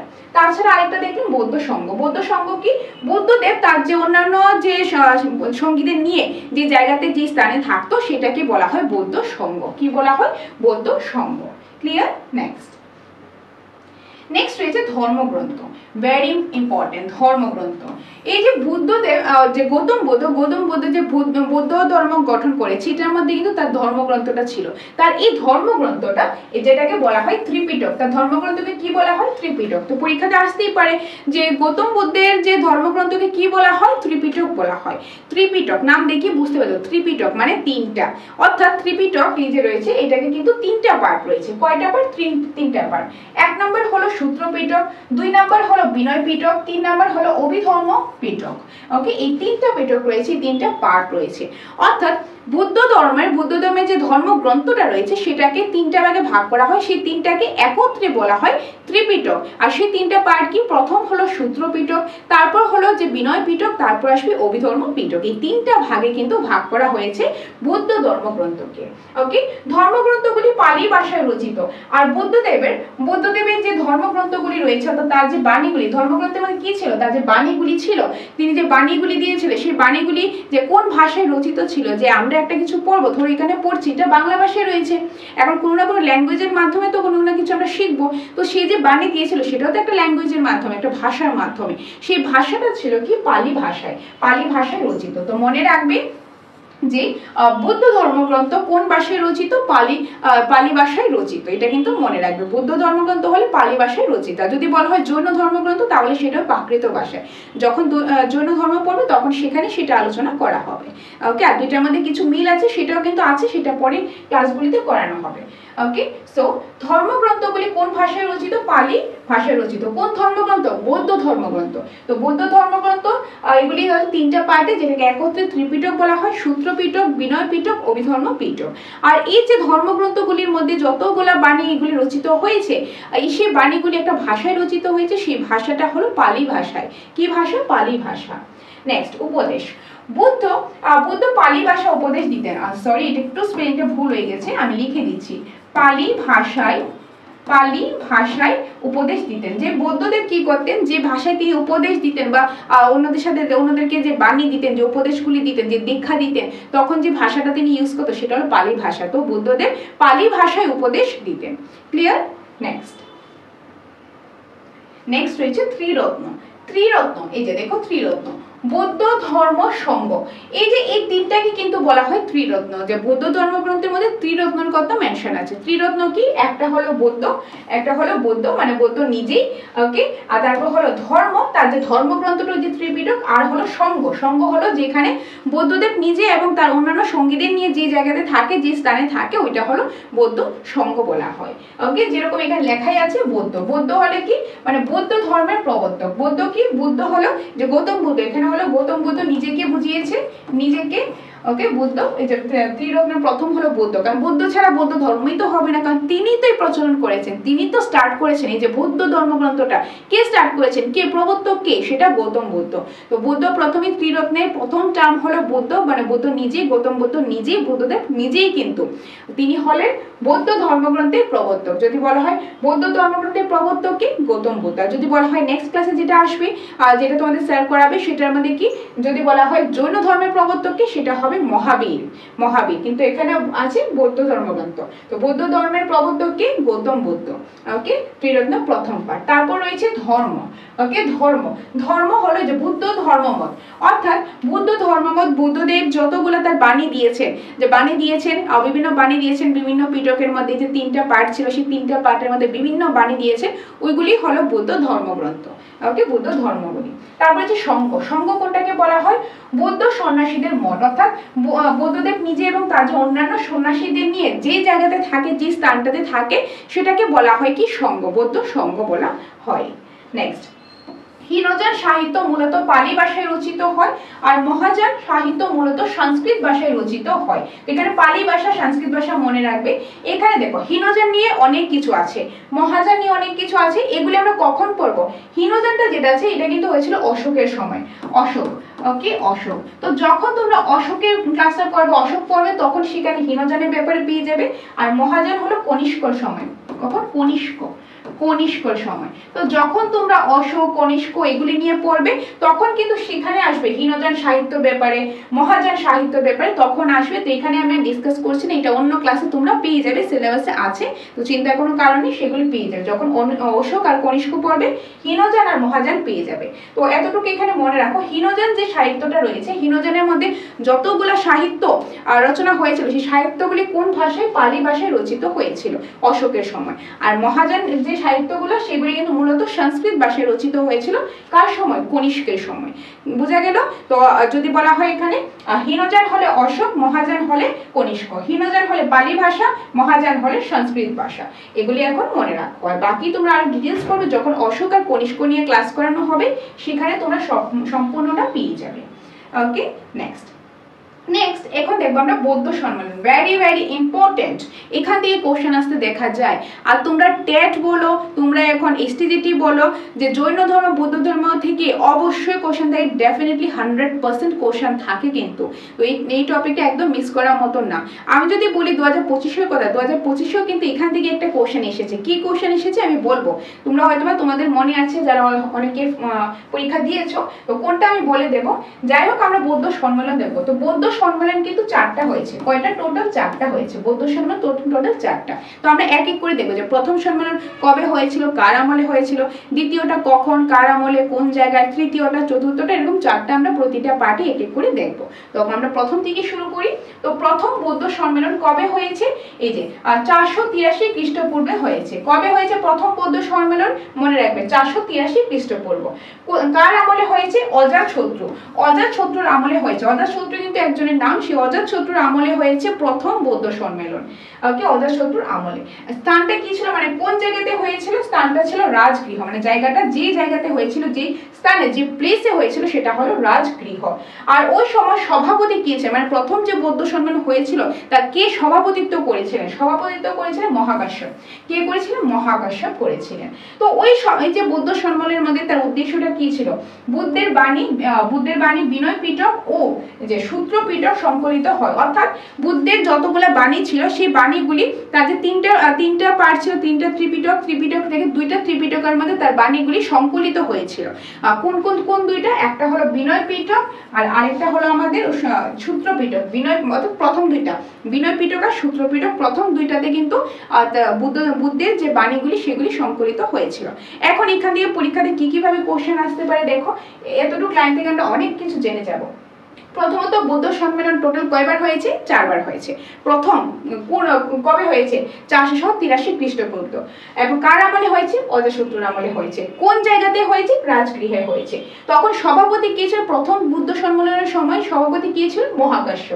তখন এই যে প্রথম বুদ্ধ সম্মেলন হয়েছিল সেটার মধ্যে মূল কি জিনিসটা ছিল?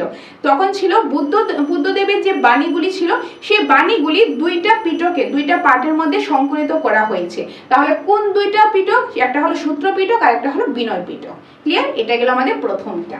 এখন আসি দ্বিতীয় বৌদ্ধ সম্মেলন কবে হয়েছে? দেখো, প্রথম সম্মেলন এক্সাক্ট 100 বছর পর হয়েছে যে দ্বিতীয় বৌদ্ধ সম্মেলন। কবে? 383 খ্রিস্টপূর্ব। 383 খ্রিস্টপূর্ব। ওকে, কার আমলে হয়েছে? কালাশোকের আমলে হয়েছে। কার আমলে? এই যে কালাশোকের আমলে। কোথায় হয়েছে? বৈশালী। এটা কিন্তু জায়গার নাম, বৈশালী স্থান।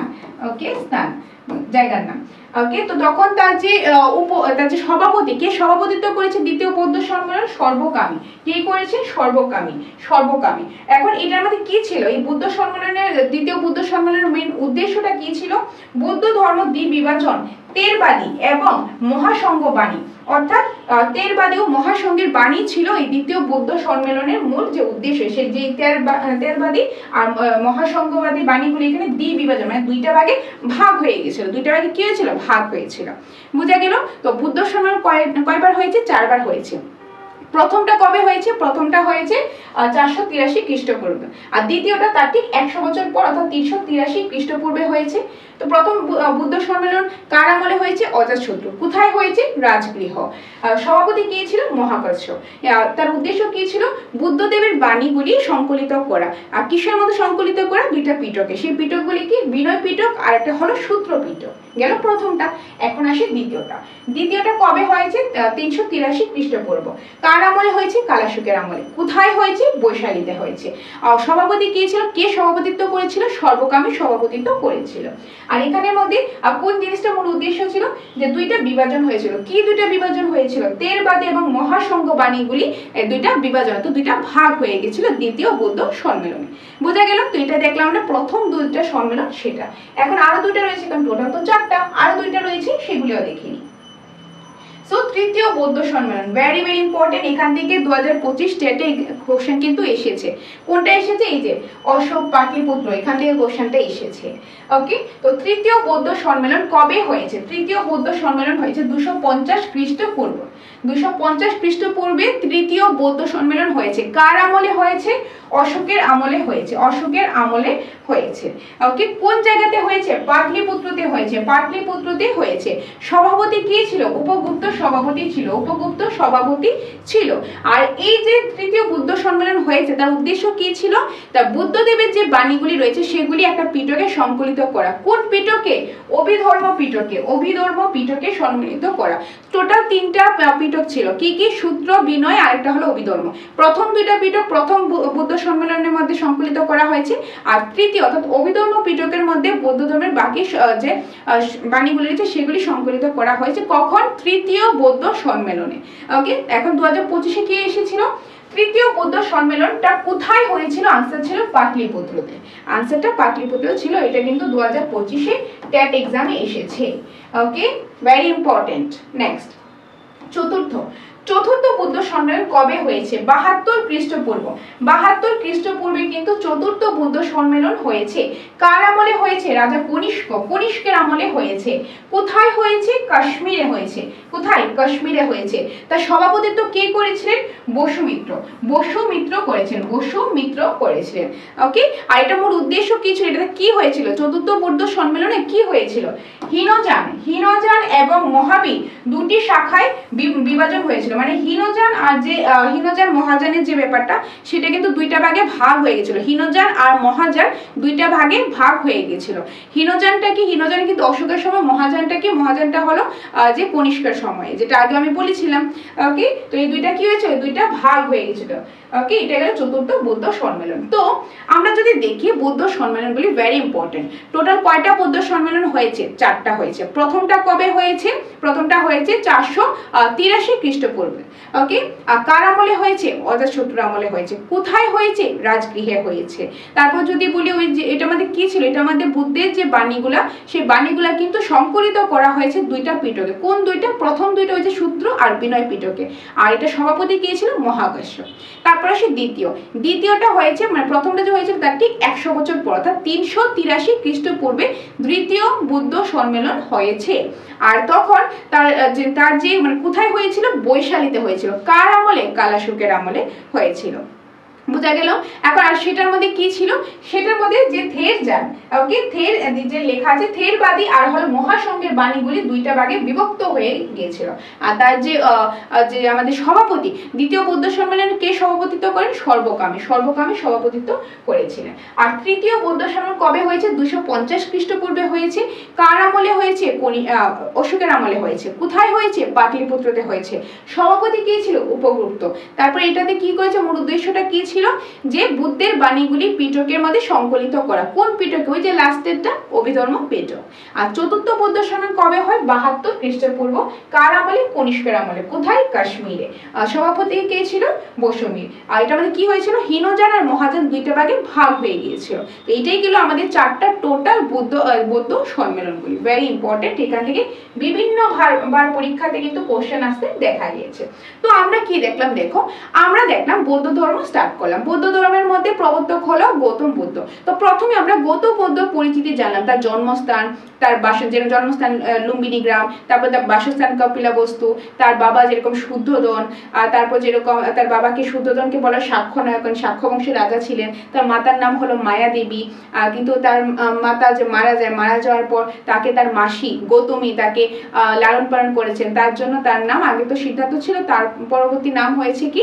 গৌতম। গৌতমী তার মাসি গৌতমী থেকে যাকে যে তাকে লালন পালন করেছে তার গৌতমী নাম থেকে কিন্তু তার গৌতম নামটা এসেছে। তাছাড়া তার অন্যান্য নাম সাক্ষ্যমণি ছিল, সাক্ষ্যধর ছিল, এগুলি দেখলাম। তারপর তিনি কি করেছেন? তিনি মৃত্যুবরণ করেছেন। সেটা কবে করেছেন সেটাও আমরা দেখেছি। 486 খ্রিস্টপূর্বে মৃত্যুবরণ করেছেন। আর তারপরে আমরা কি দেখলাম যে তিনি মাত্র 29 বছর বয়সে সংসার ত্যাগ করেছেন। মাত্র 29 বছর বয়সে যে সংসার ত্যাগ করেছেন, সেই ঘটনাটাকে বলা হয় মহাবিনিষ্ক্রম পর্ব বলা হয়। তারপর তিনি কি করেছেন? তিনি দিব্য জ্ঞান লাভ করেছেন। যে তিনি একটা নদীর এখানে স্নান করেছিল, যেটা আমরা দেখেছিলাম। অশ্বত্থ গাছের নিচে বসে উপাসনা করেছিল, দিব্য জ্ঞান লাভ করেছিল। দিব্য জ্ঞান লাভ করার পর তিনি কি করেছিলেন? বারাণসী সারনাথে গিয়ে তিনি 5 জন শিষ্যকে তিনি দীক্ষা দিয়েছিলেন। সেই 5 জন শিষ্যকে একত্রে বলা হয় কি?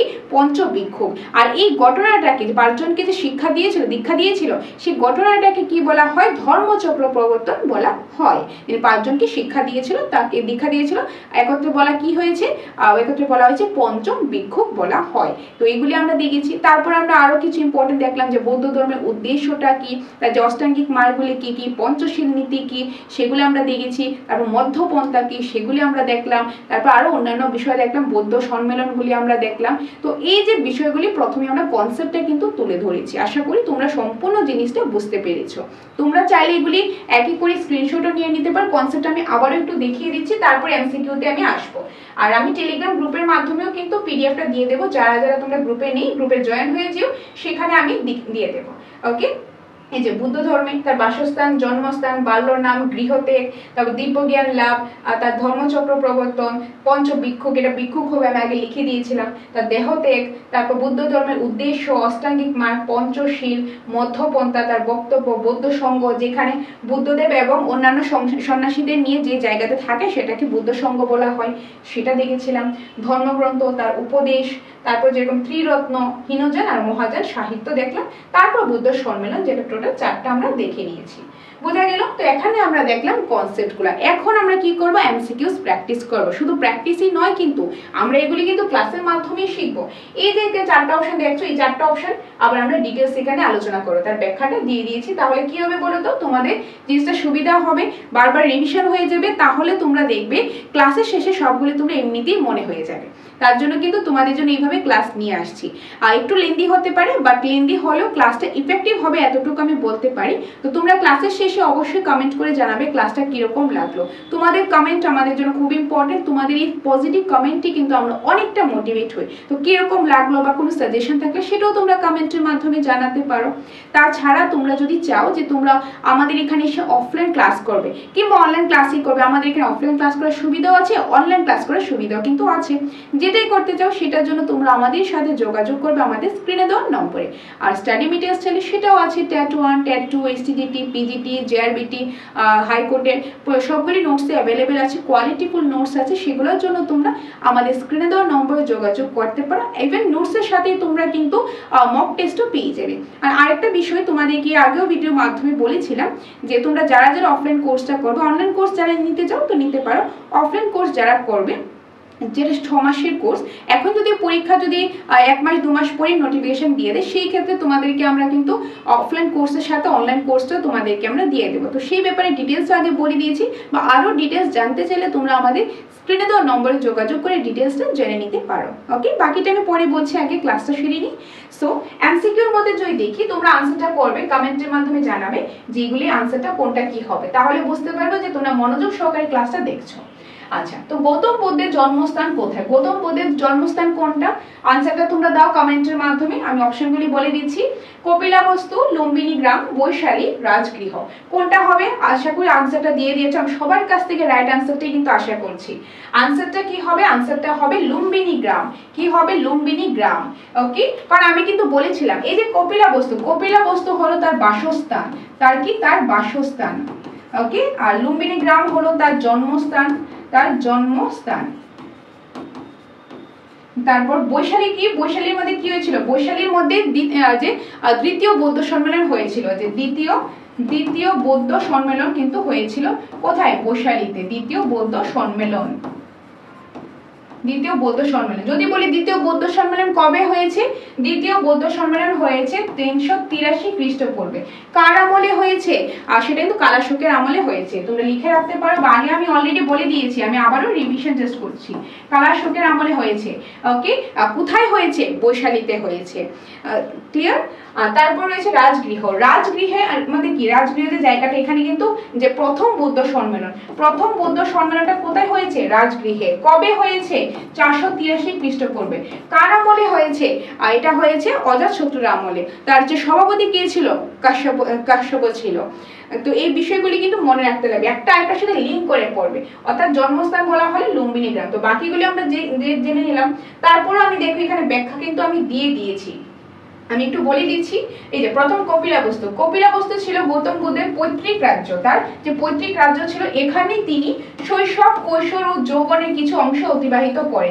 মানে তিনি এখানে কিন্তু তার যে ছোটবেলাটা বা তার যে কৈশোর টিনেজ সময়টা বা তার যে যৌবনে অ্যাডাল্টহুডের যে সময়টা এখানে অনেকটা অতিবাহিত করেছে, কিন্তু এখানে জন্মগ্রহণ করেনি। জন্মগ্রহণ করেছে কোথায়? এই যে লুম্বিনী গ্রাম। লুম্বিনী গ্রাম গৌতম বুদ্ধের প্রকৃত জন্মস্থান, তার প্রকৃত জন্মস্থান মানে এক্সাক্ট এই জায়গাতে তিনি জন্মগ্রহণ করেছিলেন, যা বর্তমানে নেপাল তরাই অঞ্চলে অবস্থিত। যা বর্তমানে কোথায় অবস্থিত? নেপালের তরাই অঞ্চল আছে, সেখানেই কিন্তু লুম্বিনী গ্রাম অবস্থিত। ওকে, খ্রিস্টপূর্ব 566 সালে, খ্রিস্টপূর্ব 566 সালে তিনি এই গ্রামে জন্মগ্রহণ করেন। তো তিনি কবে জন্মগ্রহণ করেন? খ্রিস্টপূর্ব 566 সালে তিনি জন্মগ্রহণ করেন। লুম্বিনী বর্তমানে ইউনেস্কো ঘোষিত একটি ঐতিহাসিক ঐতিহ্যস্থল, তাই এই অপশনটি সঠিক নয়। অর্থাৎ অপশনটি সঠিক উত্তর, মানে এটা কিন্তু সঠিক উত্তরটা দেওয়া হয়েছে। বোঝা গেল? তো লুম্বিনী গ্রামটা হলো জন্মস্থান। যদি বলা তো বাসস্থান, তাহলে আমরা দিতাম কপিলাবস্তু। ওকে, নেক্সট অপশনগুলি একবার দেখে নিই। এই যে বৈশালী, যেটা আমি আগেও বলেছি, বৈশালী হলো একটি প্রাচীন নগর যা বৌদ্ধ ধর্মের ইতিহাসে গুরুত্বপূর্ণ। তার কারণ এই যে দ্বিতীয় বৌদ্ধ মহাসভা অনুষ্ঠিত হয়, কারণ বৈশালীতে দ্বিতীয় বৌদ্ধ মহাসম্মেলনটা হয়েছিল। কার আমলে হয়েছিল? কালাশোকের আমলে হয়েছিল। ওকে, কোথায়? বৈশালীতে। কবে? 383 খ্রিস্টপূর্বে হয়েছিল। ক্লিয়ার? এটা গেল তৃতীয়টা। আর চতুর্থটা হলো রাজগৃহ। রাজগৃহ ছিল মগধ রাজ্যের রাজধানী, ভেরি ইম্পর্টেন্ট। মগধ রাজ্য, মগধ নিয়েও তোমাদের কিন্তু ক্লাস আসবে, সেটা তোমাদের সিলেবাসে আছে। তো মগধের রাজধানী হলো এই যে রাজগৃহ। তো বৌদ্ধ ধর্মের প্রচার এক গুরুত্বপূর্ণ কেন্দ্র, মানে বৌদ্ধ ধর্মে যে প্রচার করেছে সেটার জন্য কিন্তু একটা গুরুত্বপূর্ণ কেন্দ্র কিন্তু ছিল রাজগৃহ। প্রথম বৌদ্ধ মহাসভাও এখানে অনুষ্ঠিত হয়। প্রথম বৌদ্ধ সভাটা কোথায় হয়? রাজগৃহে হয়। কার আমলে হয়? অজাতশত্রু হয়। আর ও সভাপতি কে ছিল? মহাকাশ্যপ ছিল। ক্লিয়ার? তো এগুলি কিন্তু লিংক করে তোমরা পড়বে। তো অর্থাৎ আনসারটা কি? তার জন্মস্থান যদি আমি বলি, জন্মস্থান হলো এই যে অপশন বি, লুম্বিনী গ্রাম। তো আশা করি সবাই এটা কারেক্ট আনসারটা দিয়েছো। তারপর 2 নম্বর রয়েছে গৌতম বুদ্ধের পিতার নাম। গৌতম বুদ্ধের পিতার নাম কি ছিল? গৌতম বুদ্ধের পিতার নাম অপশন দেখো, কালাশোক, অজাতশত্রু, শুদ্ধোদন, কনিষ্ক। আশা করি আনসার দিয়ে দিয়েছো। আনসার হবে শুদ্ধোদন। শুদ্ধোদন। ওকে, গৌতম বুদ্ধের পিতার নাম হলো শুদ্ধোদন। শুদ্ধোদন যাকে বলা হয় কি? সাক্ষ্য। ওকে, সাক্ষ্য নায়ক কিন্তু বলা হয়। সাক্ষ্য নায়ক কাকে বলা হয়? মানে সাক্ষ্য বংশের রাজা। অর্থাৎ শুদ্ধোদন সাক্ষ্য বংশের রাজা ছিলেন, তাকে সাক্ষ্য নায়ক বলা হতো। আর সেই সাক্ষ্য নায়কের পুত্রই হলেন কি? গৌতম বুদ্ধ। তো গৌতম বুদ্ধের পিতার নাম শুদ্ধোদন। সো অপশন নাম্বার সি হবে কারেক্ট আনসার। তোমরা যদি এক্সপ্লেনেশন দেখিয়ে দিতে চাও, এক্সপ্লেনেশন আমি এখানে দিয়ে দিয়েছি। যেরকম কালাশোক কে ছিলেন দেখো, কালাশোক ছিলেন মগধ রাজ্যের শাসক, অর্থাৎ মগধ রাজ্যের শাসক ছিলেন কালাশোক। এবং শিশুনাগ বংশের অন্যতম রাজা, শিশুনাগ বংশের অনেক রাজা ছিল, তার মধ্যে একজন অন্যতম রাজা হলেন কালাশোক। তার শাসনকালে দ্বিতীয় বৌদ্ধ সম্মেলন মহাসভা খ্রিস্টপূর্ব 383-তে বৈশালীতে অনুষ্ঠিত হয়। অর্থাৎ কালাশোক কে ছিলেন? মগধ রাজ্যের শাসক ছিলেন, শিশুনাগ বংশের একজন ফেমাস একজন রাজা ছিলেন। আর এই কালাশোকের আমলেই কিন্তু কি হয়েছে? প্রথম বৌদ্ধ সম্মেলনটা হয়েছে। দ্বিতীয় বৌদ্ধ সম্মেলন হয়েছে। আর দ্বিতীয় বৌদ্ধ সম্মেলনটা কবে হয়েছে? 383 খ্রিস্টপূর্বে হয়েছে। ওকে, কোথায় হয়েছে? কোন জায়গাটা? সেটা জায়গাটা হলো বৈশালীতে হয়েছে, যেটা আমরা বৌদ্ধ সম্মেলন কনসেপ্টে আমরা দেখেছিলাম। তারপর হচ্ছে অজাতশত্রু। অজাতশত্রুর কি ছিল দেখো, অজাতশত্রু ছিলেন বিখ্যাত মগধ রাজা ও বিম্বিসারের পুত্র। অর্থাৎ অজাতশত্রু ছিলেন বিখ্যাত মগধের একদম বিখ্যাত রাজা এবং তিনি ছিলেন বিম্বিসারের পুত্র। তিনি বুদ্ধদেবের সমসাময়িক ছিলেন এবং এক সময় বিম্বিসারকে হত্যা করে ক্ষমতায় অধিষ্ঠিত হন। অর্থাৎ তিনি তার নিজের পিতাকেই কিন্তু মেরে ফেলেছিলেন। নিজের পিতা মানে বিম্বিসারকে মেরে হত্যা করে তিনি সিংহাসনে বসেছিলেন, তিনি নিজেই রাজা হয়েছিলেন। তার বাবা রাজা ছিল, তাকে মেরে তিনি রাজা হয়েছেন। গৌতম বুদ্ধের ধর্মমত প্রচারে তিনি সহায়তা করেছিলেন এবং প্রথম বৌদ্ধ মহাসভা তার শাসনকালে রাজগৃহে অনুষ্ঠিত হয়।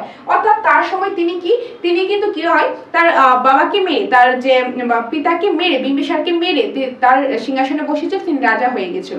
কিন্তু একটা সময় পর তিনি কি ধর্মের পথে গিয়েছিল, তখন তিনি কিন্তু বুদ্ধ ধর্মের যে বুদ্ধদেবের সমসাময়িক ছিল, তার শিষ্য হয়েছিল। আর তার যে বিভিন্ন বৌদ্ধ ধর্মের বিভিন্ন বাণীগুলি তিনি খুব প্রমোট করেছিল, প্রচার করেছিল। তো তার আমলেই তিনি কি করেছেন, যে প্রথম এই যে এখানে অজাতশত্রু আমলেই কিন্তু প্রথম বৌদ্ধ সম্মেলনটা হয়েছিল। প্রথম বৌদ্ধ সম্মেলন কার আমলে হয়েছে? অজাতশত্রুর আমলে। কবে হয়েছে? 483 খ্রিস্টপূর্বে হয়েছে। আর যদি বলে কোথায় হয়েছে, সেটা রাজগৃহে হয়েছিল। ওকে, এটাই কিন্তু এখানে বলা হয়েছে যে রাজগৃহে অনুষ্ঠিত হয়, যেটা প্রথম বৌদ্ধ সম্মেলন। কার আমলে? এই যে অজাতশত্রুর আমলে। ক্লিয়ার? তো কোশ্চেনটা কি ছিল আমাদের? কোশ্চেনটা ছিল গৌতম বুদ্ধের পিতার নাম। তো আনসারটা শুদ্ধোদন। তো কালাশোক আর অজাতশত্রু তো আমরা দেখে নিলাম। শুদ্ধোদনের কনিষ্কের অপশনটা আমরা একটু দেখে নিই। শুদ্ধোদন ছিলেন গৌতম বুদ্ধের পিতা। এই যে গৌতম বুদ্ধের পিতা সাক্ষ্য গণপ্রজাতন্ত্রের রাজা, তিনি এই যে সাক্ষ্য বংশের রাজা ছিলেন। তার পুত্র সিদ্ধার্থ, তার পুত্রের নাম হলো সিদ্ধার্থ। পরবর্তীকালে তার নাম হয় গৌতম বুদ্ধ। তার পুত্রের নাম, তার ছেলের নাম সিদ্ধার্থ, পরবর্তী সময় তার নাম হয়েছে গৌতম। কিভাবে হয়েছে? তার মাতা মায়া দেবী মারা যাওয়ার পর তাকে তার মাসি লালন পালন করেছে। তার মাসির নাম ছিল গৌতমী, তার মাসির নাম থেকে তার গৌতম নামটা এসেছে, সেখান থেকে তার নাম হয়েছে গৌতম বুদ্ধ। রাজকীয় আরামে বেড়ে উঠলেও সংসারের দুঃখ যন্ত্রণা দেখে গৃহত্যাগ করেন। তিনি যেহেতু রাজার ছেলে ছিলেন, মানে অর্থাৎ তিনি কিন্তু তিনি নেক্সট হয়তো রাজা হতেন, কিন্তু এই রাজকীয় আরামে এত তিনি অ্যাফোর্ডেবল একটা লাইফের মধ্যে তিনি, অর্থাৎ তিনি খুব একটা প্রিন্স ট্রিটমেন্ট যেটা পেতো, রাজা ছেলে হলে কেউ অবভিয়াসলি প্রিন্স ট্রিটমেন্ট পাবে, এরকম একটা লাইফস্টাইল তার ছিল। এরকম লাইফস্টাইল হওয়ার পরেও সংসারের এত দুঃখ কষ্ট দেখে তিনি কি করেছেন, তিনি সংসারই ত্যাগ করে দিয়েছেন, যে সাংসারিক যে মোহমায়া এটি ত্যাগ করে দিয়েছেন। ত্যাগ করার পর তিনি যে সন্ন্যাস ধর্মটা তিনি গ্রহণ করেছেন। তো শুদ্ধোধন ছিলেন এক উদার এবং ধার্মিক শাসক, তিনি যিনি পুত্রের সিদ্ধান্তকে শ্রদ্ধা করেছেন। তিনি কিন্তু তার পুত্র যে ডিসিশন নিয়েছিল সেটাকে তিনি খুব রেসপেক্ট করেছিল, শ্রদ্ধা করেছিল। এটা হলো শুদ্ধোধন। আনসারটা হবে এই যে কারেক্ট আনসারটা শুদ্ধোধন, কারণ গৌতম বুদ্ধের পিতার নাম শুদ্ধোধন। আর যদি লাস্ট অপশন একবার দেখে নিই, কনিষ্কের ব্যাপারে একটু জেনে নিই আমরা। কনিষ্ক ছিলেন কুষাণ বংশের বিখ্যাত রাজা। তো কুষাণ বংশের বিখ্যাত রাজা ছিলেন কনিষ্ক, এবং চতুর্থ বুদ্ধ মহাসভায় পৃষ্ঠপোষক, অর্থাৎ তার আমলেই কিন্তু চতুর্থ বুদ্ধ সম্মেলন হয়েছিল। তিনি বুদ্ধের বহু বছর পরে জন্মগ্রহণ করেন। তিনি তো বুদ্ধের জন্ম হওয়ার অনেক বছর পর জন্মগ্রহণ করেন, প্রায় যে 72 খ্রিস্টপূর্বে। বৌদ্ধ ধর্মের মহাযান শাখার প্রসারে তিনি ভূমিকা গুরুত্বপূর্ণ। ওকে, তো এইগুলি ছিল এই অপশনগুলি যা আলোচনা। তো আশা করি বুঝতে পেরেছো। তারপর আসবে 3 নাম্বার। 3 নম্বরের আনসারটাও তোমরা ঝটপট দিয়ে দাও কমেন্টের মাধ্যমে। কোশ্চেনটা আমি বলে দিচ্ছি, বুদ্ধদেব কত বছর বয়সে গৃহত্যাগ করেন? আমি কিন্তু বলেছিলাম 21, 25, 29 নাকি 35। আনসার হবে, হ্যাঁ আনসারটা হয়তো কারেক্টই দিয়েছো, 29 বছর, অপশন সি। কারণ বুদ্ধদেব কি করেছেন, মাত্র 29 বছর বয়সে তিনি সংসার ধর্মটাকে ত্যাগ করে তিনি যে তার ফ্যামিলি, তার যে রাজপাট সবকিছুকে ছেড়ে তিনি সংসার ধর্ম ত্যাগ করেন। আর ওই ঘটনাকে বলা হয় মহাবিনিষ্ক্রম। কিন্তু কত বছর বয়সে তিনি ত্যাগ করেছেন, গৃহ ত্যাগ করেছেন? সেটা হবে 29 বছর, 29 ইয়ার্স। তো option number C, option C. Next 4 number রয়েছে, গৌতম বুদ্ধ দিব্যজ্ঞান লাভ করেন কোথায়? যে গৌতম বুদ্ধ যে তিনি যে নলেজ গেইন করেছেন, দিব্যজ্ঞান লাভ করেছেন, সেটা কোথায় করেছেন, কোন জায়গাতে করেছেন? অপশন দেখো, সারনাথ, রাজগৃহ, বোধগয়া নাকি বৈশালী। আনসারটা কি হবে? আনসারটা হবে বোধগয়া। কি হবে? বোধগয়া। ওকে, বোধগয়া। সারনাথে তিনি কি করেন? সারনাথে তিনি দীক্ষা দেন। কাদেরকে দীক্ষা দেন? ওই যে পঞ্চভিক্ষুক ছিল, পঞ্চভিক্ষুক ছিলেন, তাদেরকে তিনি দীক্ষা দিয়েছেন, মানে 5 জন শিষ্যকে। তিনি দিব্যজ্ঞান লাভ করার পর লাভ করার পর তিনি কি করেন? 5 জন শিষ্যকে প্রথম দীক্ষা দেন। সেই 5 জন শিক্ষককে একত্রে বলা হয় পঞ্চভিক্ষু। আর এই যে ঘটনাটা, এটাকে বলা হয় ধর্মচক্র প্রবর্তন। তো আর ওই যে তিনি যে দীক্ষা দিয়েছিলেন, একটা জায়গায় দিয়েছিলেন, সেই জায়গাটা ছিল বারাণসী সারনাথে। তো তিনি দীক্ষা দিয়েছেন সারনাথে, কিন্তু কোশ্চেন তো বলেছে দিব্যজ্ঞান কোথায় লাভ করেছেন, তার মানে এটা তো হবে না। আর রাজগৃহের মধ্যে কি হয়েছিল? রাজগৃহের মধ্যে প্রথম বৌদ্ধ সম্মেলন হয়েছিল। ফার্স্ট যে বৌদ্ধ সম্মেলন হয়েছিল, যে অজাতশত্রুর আমলে যে প্রথম বৌদ্ধ সম্মেলন হয়েছিল, সেটা হয়েছিল রাজগৃহে, যেটা মগধের রাজধানী রাজগৃহে। তো এখানেও তিনি দিব্যজ্ঞান লাভ করেনি, তিনি দিব্যজ্ঞান লাভ করেছেন বোধগয়াতে। ওকে, আর বৈশালীটা কি? বৈশালীর মধ্যে কিন্তু কি হয়েছিল? দ্বিতীয় বৌদ্ধ সম্মেলন কিন্তু হয়েছিল বৈশালীতে কালাশুকের আমলে দ্বিতীয় বৌদ্ধ সম্মেলন হয়েছিল 383 খ্রিস্টপূর্বে হয়েছিল। তো এখানেও কিন্তু তিনি দিব্যজ্ঞান লাভ করেন। দিব্যজ্ঞান লাভটা করেছেন কোথায়? বোধগয়াতে তিনি দিব্যজ্ঞান লাভ করেছেন। তিনি যে নুরাঙ্গিন নদীতে স্নান করে তিনি অশ্বত্থ গাছের নিচে বসে উপাসনা করেছিলেন এবং দিব্যজ্ঞান লাভ করেছিলেন। আর সেই অশ্বত্থ গাছটাকে বলা হয়, যে কি বলা হয়? বোধগয়া বলা হয়, মানে সেটাকে বলা হয় কি? বুদ্ধগয়া। আর যে জায়গাতে হচ্ছে সেটা ছিল বোধগয়া। অর্থাৎ তিনি দিব্যজ্ঞান লাভ করেছেন কোথায়? বোধগয়াতে। সো অপশন নাম্বার সি হবে এটার কারেক্ট আনসার। যদি তোমরা এক্সপ্লেনেশন দেখতে চাও, এখানে এক্সপ্লেনেশনও আছে, সারনাথ নিয়ে এক্সপ্লেনেশন আছে, চাইলে স্ক্রিনশট নিতে পারো, কিংবা আমি টেলিগ্রাম গ্রুপে পিডিএফ দিয়ে দেবো, চিন্তার কোনো কারণ নেই। তো এখানে আছে কিন্তু সারনাথ নিয়ে, রাজগৃহ নিয়েও আছে, তারপর রয়েছে এখানে বোধগয়া, বৈশালী। তো আনসারটা হবে কি? আনসারটা হবে বোধগয়া। বোধগয়াটা আমি পড়ে দিচ্ছি, যেহেতু এটা আনসারটা, বাকিগুলি আমি অলরেডি বলে দিয়েছি, বা চাইলে তোমরা দেখে নিতে পারো, একদম ইজি ওয়েতে লেখা আছে, তোমরা দেখে নিতে পারো। তারপর যদি কোনো ডাউট থাকে তোমরা বলবে, তোমাদের জন্য প্রয়োজনে আমি ডাউট সেশনও নিয়ে আসবো, তাও যাতে তোমাদের ডাউট না থাকে। আচ্ছা, তো গৌতম বুদ্ধ বুদ্ধত্ব লাভ করেন বর্তমান বিহার রাজ্যের গয়া জেলার বোধগয়াতে। অর্থাৎ বোধগয়াতে তিনি দিব্যজ্ঞান লাভ করেন, যেটা বর্তমানে কোথায় আছে? বর্তমানে বিহার রাজ্যে আছে, বিহার রাজ্যের গয়া জেলার মধ্যে বোধগয়াটা আছে। এখানে নৈরঞ্জনা, এই যে নৈরঞ্জনা বলেছিলাম না একটা নদীতে স্নান করেছিল, সেই নদীটার নাম হলো নৈরঞ্জনা। নৈরঞ্জনা নদীতে স্নান করে একটি অশ্বত্থ বৃক্ষের অর্থাৎ অশ্বত্থ গাছের নিচে কি করেন, উপাসনা করেন। কি করেন? উপাসনা তিনি করেন, উপাসনা ওকে করেন। তিনি দীর্ঘ ধ্যানের মাধ্যমে দিব্য জ্ঞান বা বোধি লাভ করেন। এই গাছটিকে বলা হয় বোধিবৃক্ষ, গাছটিকে বলা হয় বোধিবৃক্ষ।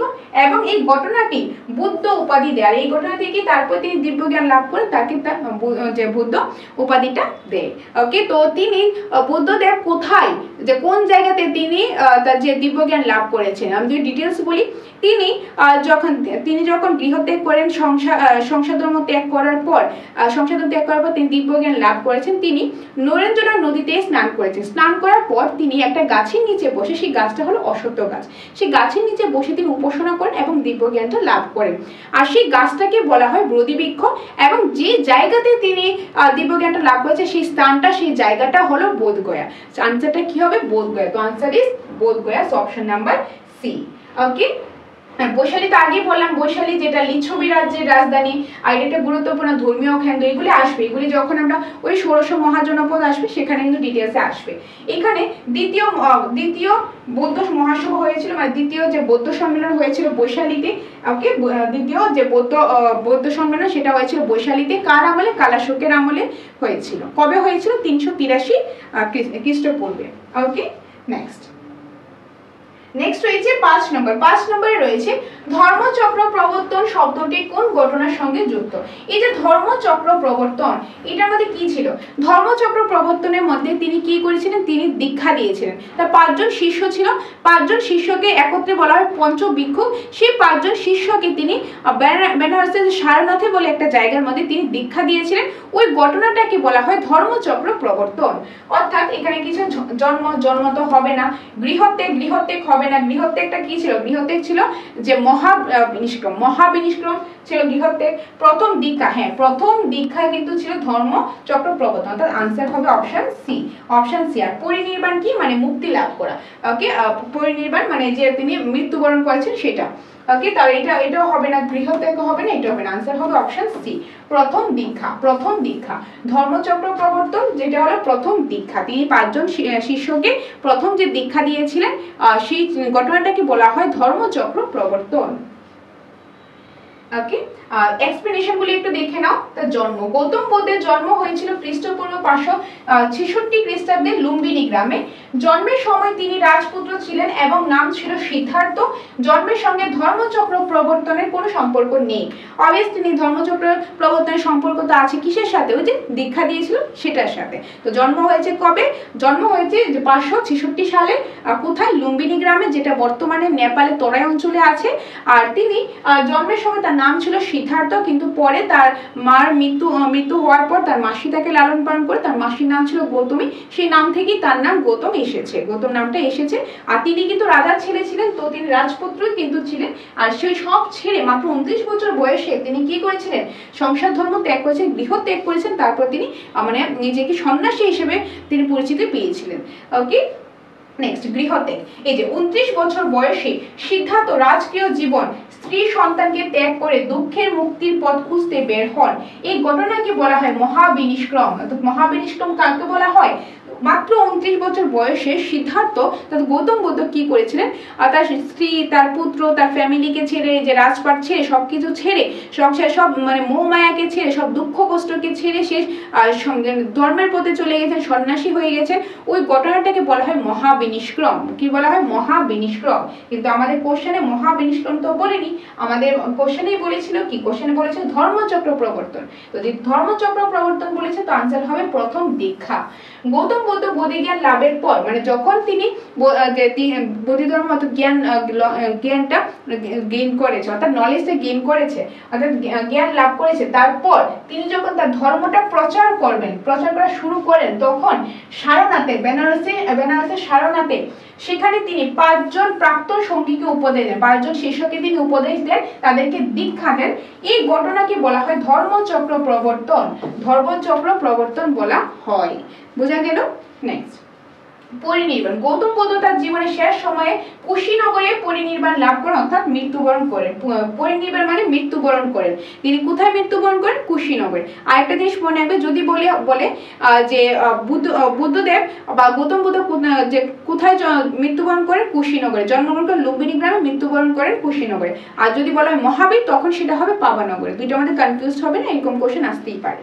আচ্ছা, তো পরিনির্বাণ হলো মৃত্যুবরণ করা। কোথায় করেছে মৃত্যুবরণটা? কুশীনগরে। তো আনসারটা কি হবে? আনসারটা প্রথম দীক্ষা, কারণ ধর্মচক্র প্রবর্তন হলে প্রথম দীক্ষা, যেটা কনসেপ্ট আমরা দেখেছিলাম। নেক্সট, গৌতম বুদ্ধের ধর্মগ্রন্থের নাম কি? গৌতম বুদ্ধের যে ধর্মগ্রন্থটা সেটার নাম কি? বেদ, মহাভারত, ত্রিপিটক, মনুস্মৃতি। আনসারটা কি হবে? আনসার হবে ত্রিপিটক। গৌতম বুদ্ধের ধর্মগ্রন্থের নাম হলো ত্রিপিটক। আর এই ত্রিপিটকের কয়টা পার্ট ছিল? ত্রিপিটক নাম থেকে বোঝা যাচ্ছে তিনটা। কি কি সেই তিনটা? একটা হলো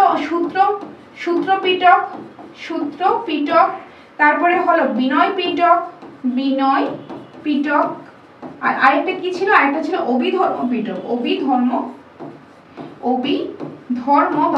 পিটক। ওকে, এখন এই যে তিনটা পিটক রয়েছে, তিনটা পার্ট রয়েছে, প্রথম দুটো যেটা রয়েছে, প্রথম দুইটা কিন্তু প্রথম যে বুদ্ধ সম্মেলন হয়েছিল তখন কিন্তু এগুলি এই দুইটা পিটকের মধ্যে বুদ্ধের বাণীগুলি, যে বুদ্ধদেবের বাণীগুলি সংকলিত হয়েছিল।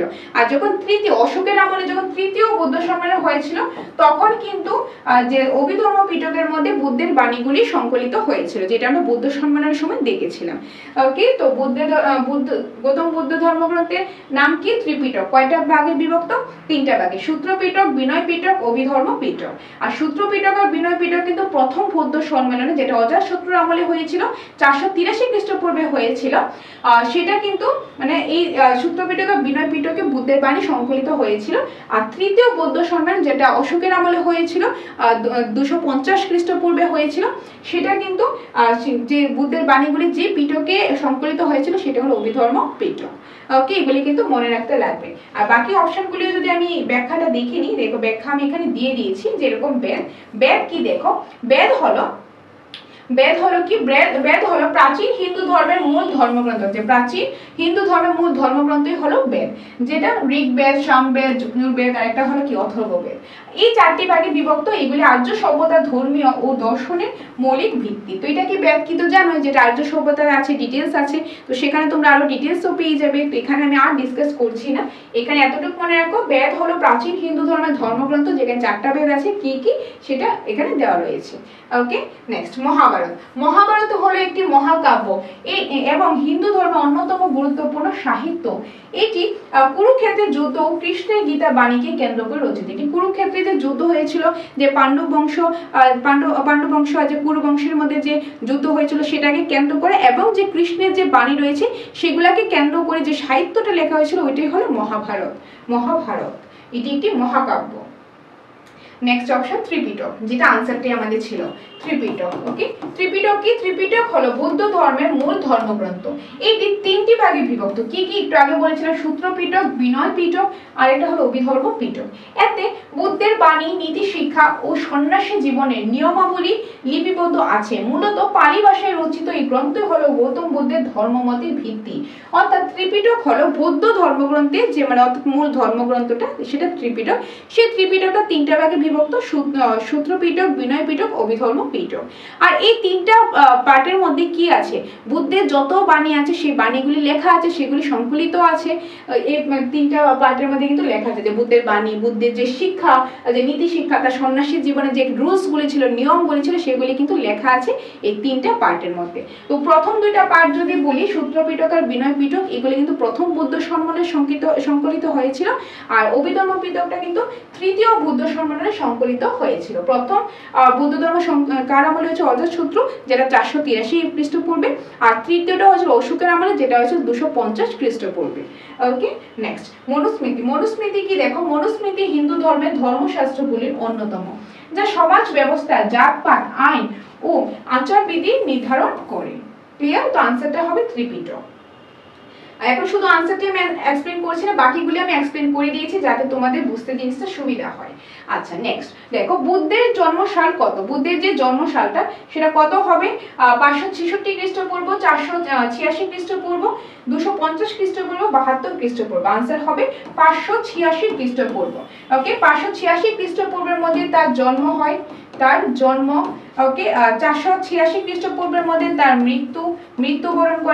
মৃত্যুবরণ করেন যেটাকে আমরা মহানির্বাণ আমরা বলি, মহানির্বাণ। তারপর 250 খ্রিস্টপূর্বে কি হয়? 250 খ্রিস্টপূর্বে তৃতীয় বৌদ্ধ সম্মেলন হয়। কার আমলে হয়? অশোকের আমলে হয়। কবে হয়? 250 খ্রিস্টপূর্বে হয়, অশোকের আমলে। কোথায় হয়? পাটলিপুত্র। কোথায় হয়? পাটলিপুত্র, যেটা 2025-এ টেট এক্সামে কিন্তু এসেছে, পাটলিপুত্র। ওকে, আর এই সময়, এই তৃতীয় বৌদ্ধ সম্মেলনের সময় কিন্তু বুদ্ধের বাণীগুলি সংকলিত হয় অভিধর্ম পিটকের মধ্যে। আর যদি আমি 72 খ্রিস্টপূর্ব বলি, এটা হলো চতুর্থ বৌদ্ধ সম্মেলন, যেটা হয় কনিষ্কের আমলে। কার আমলে হয়? কনিষ্কের আমলে হয়। কোথায় হয়? কাশ্মীরে হয়। কোথায় হয়? কাশ্মীরে হয়। এখানে কি হয়েছিল? হীনযান আর মহাযান দুইটা ভাগে বিভক্ত হয়ে গেছিল কনিষ্কের আমলে, যখন চতুর্থ বৌদ্ধ সম্মেলন হয়েছিল 72 খ্রিস্টপূর্বে। তো চারটাই কিন্তু আমরা যে খ্রিস্টপূর্বাব্দ এগুলি কিন্তু জেনে নিয়েছি। তো যেহেতু কোশ্চেন ছিল জন্মসাল, তো জন্মসালটা এখানে দিয়ে দিয়েছি। বোঝা গেল? নেক্সট। ওকে, এখানে এক্সপ্লেনেশন রয়েছে, এক্সপ্লেনেশন তো অলরেডি আমি দিয়ে দিয়েছি, তারপর তোমরা চাইলে এটা লিখে নিতেও পারো বা স্ক্রিনশট নিতে চাইলে নিতে পারো, বা টেলিগ্রাম গ্রুপেও দিয়ে দেবো। ওকে, এই যে আমি আর এখানে আর এক্সপ্লেন করছি না, কারণ অলরেডি আমি এক্সপ্লেন করে দিয়েছি। যাই হোক, নেক্সট এমসিকিউ হয়েছে, গৌতম বুদ্ধের মৃত্যুকে কি বলা হয়? গৌতম বুদ্ধের যে মৃত্যুকে কি বলা হয়? ধর্মচক্র, মহাপরিনির্বাণ, নির্বাণ, মহাসংঘ। এইগুলি সবগুলি কি, চলো আমরা জেনে নিই। ধর্মচক্র কোনটাকে বলা হয়? ধর্মচক্র বলা হয় যখন পাঁচজনকে তিনি যখন দীক্ষা দিয়েছিলেন। কোথায় দিয়েছিলেন? সারনাথে দিয়েছিলেন। বেনারসের যে সারনাথের যে জায়গাটা রয়েছে, সেখানে তিনি 5 জন শিষ্যকে প্রথম দীক্ষা দিয়েছিলেন। সেই 5 জনকে একত্রে পঞ্চভিক্ষুক বলা হয়। তো ওই ঘটনাটাকে বলা হয় ধর্মচক্র প্রবর্তন। তো এটা তো হলো দীক্ষা দেওয়ার ব্যাপারটা, তো মৃত্যুর ব্যাপারটা তো এটা হয়নি। আর মহাপরিনির্বাণ হলো তার যে মৃত্যু, তিনি যে মৃত্যুবরণ করেন, সেই ঘটনাটাকে বলা হয় মহাপরিনির্বাণ। কবে মৃত্যুবরণ করেছেন? 466 খ্রিস্টপূর্বাব্দে তিনি মৃত্যুবরণ করেছেন। কোথায় তিনি মৃত্যুবরণ করেছেন? কুশীনগরে। ওকে, কুশীনগর। নেক্সট, নির্বাণ মানে কি? নির্বাণ মানে হলো আত্মার মুক্তি। ওকে, আত্মার মুক্তি। নেক্সট হলো মহাসংঘ। আর যে কোনটা সংঘ হলো যে বৌদ্ধ সংঘ ছিল, অর্থাৎ বুদ্ধদেব এবং তার যে অন্যান্য সন্ন্যাসীরা যে জায়গাতে থাকে, যে মঠটাতে থাকে, সেটাকে বুদ্ধ সংঘ বলা হয়। তো এটা জানি তো, অর্থাৎ গৌতম বুদ্ধের মৃত্যুকে কি বলা হয়? কোনটা অপশনটা হবে? আনসারটা হবে অপশন বি, মহাপরিনির্বাণ। তার যে মহাপরিনির্বাণকে মৃত্যু কিন্তু বলা হয়। কারণ বলেছিলাম বুদ্ধদেবের যে তার লাইফের যে বিশেষ ঘটনাগুলিকে, এক একটা ঘটনাকে এক একটা নাম দিয়েছে, তার মধ্যে এটা কিন্তু একটা। তার মৃত্যুবরণ করেছেন, সেটাকে বলেছেন মহাপরিনির্বাণ। কি বলেছেন? এই যে মহাপরিনির্বাণ, মৃত্যু। কত খ্রিস্টপূর্বে? 466 খ্রিস্টপূর্বে। আর কোথায় মৃত্যুবরণ করেছেন? কুশীনগরে। ওকে, আর যদি আমি একটু জন্মটা বলি, আগে দেখেছিলাম জন্মটা কি ছিল, সেটা দেখেছিলাম কোথায় হয়েছিল? লুম্বিনী গ্রামে। মৃত্যুবরণ কুশীনগরে, জন্ম হয়েছে লুম্বিনী গ্রামে।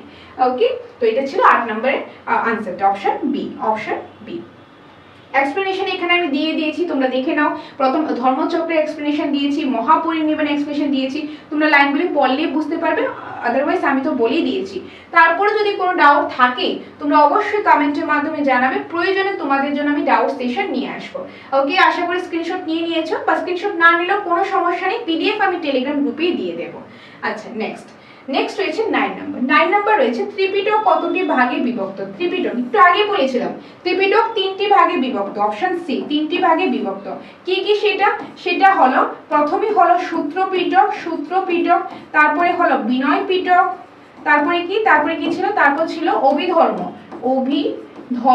পিটক। এই 3টে ভাগে বিভক্ত ছিল, সূত্রপিটক, বিনয় পিটক, অভিধর্ম পিটক।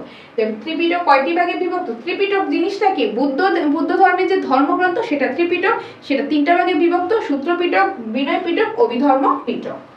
নেক্সট, 10 নাম্বার রয়েছে হীনযান সাহিত্য কোন ভাষায় লেখা হয়েছিল। এই যে হীনযান বলেছিলাম, হীনযান হলো অশোকের আমলে, ওকে, অশোকের আমলে, হীনযান অশোকের আমলে আর মহাযান হলো কনিষ্কের আমলে।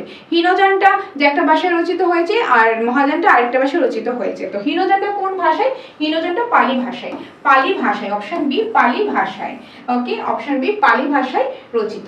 চলো এগুলি এক্সপ্লেনেশন একটু আমি তোমাদের দেখিয়ে দিচ্ছি।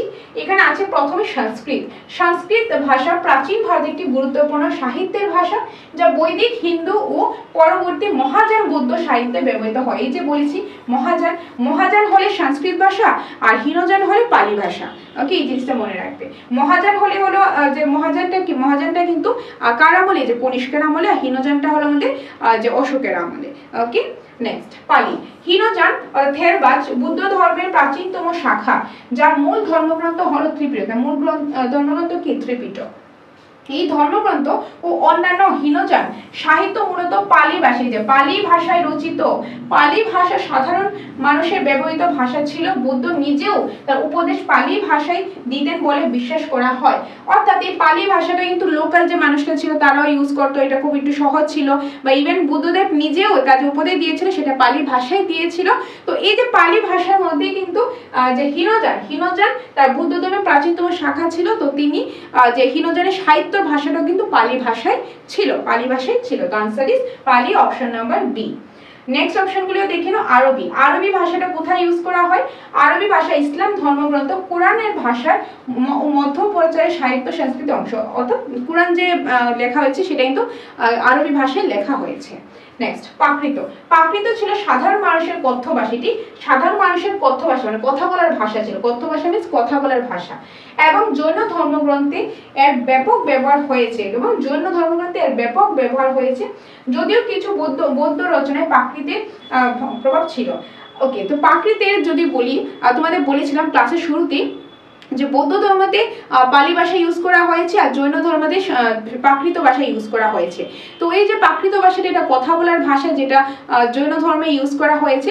বৌদ্ধ ধর্মে তার কিছু প্রভাব ছিল, কিন্তু বৌদ্ধ ধর্মে ম্যাক্সিমামটা কিন্তু পালি ভাষায় হয়েছে। প্রভাব ছিল কিন্তু হয়েছে কিন্তু পালি ভাষায়, আর জৈন ধর্মে হলে সেটা হয়ে যাবে কি? প্রাকৃত ভাষায়। তো যেটা এখানে বৌদ্ধ ধর্ম বলা হয়েছে, তো আনসারটা হয়েছে প্রাকৃত ভাষা। ওকে, যে আনসারটা কি ছিল? পালি ভাষা আনসার হবে, এটার আনসারটা পালি ভাষা, option number B, option number B. Sanskrit হলে যেটা মহাযানের ক্ষেত্রে সংস্কৃত, পালি ভাষা যে হীনযান পালি ভাষা আমাদের বৌদ্ধ ধর্ম, আরবি ভাষায় যে কোরআন মুসলমানদের, তারপর যেরকম প্রাকৃত ভাষা সেটা হচ্ছে জৈন ধর্মের ক্ষেত্রে ব্যবহার হয়েছিল। নেক্সট 11 নাম্বার, মহাযান সাহিত্য কোন ভাষায় রচিত? এই যে একটু আগে তো বললাম মহাযান সাহিত্য, সেটা কি হবে? পালি, সংস্কৃত, প্রাকৃত নাকি ফার্সি? আনসারটা কি হবে? আনসারটা হয়ে যাবে সংস্কৃত। মহাযান হলে সংস্কৃত। ওকে, যদি বলা হয় হীনযান পালি, মহাযান সংস্কৃত, বৌদ্ধ ধর্ম পালি, জৈন ধর্ম হলো প্রাকৃত। ওকে, এইগুলি কিন্তু মনে রাখবে। এটা আনসার হবে অপশন বি। নেক্সট 12 নাম্বার, পঞ্চশীলের মধ্যে কোনটি অন্তর্ভুক্ত নয়? এই যে পঞ্চশীল পড়েছিলাম, 5টা নীতি ছিল, এগুলি করা উচিত না, ওইটার মধ্যে কোনটা অন্তর্ভুক্ত নয়? লোভ না করা, এটা তো ছিল, এটা তো অন্তর্ভুক্ত।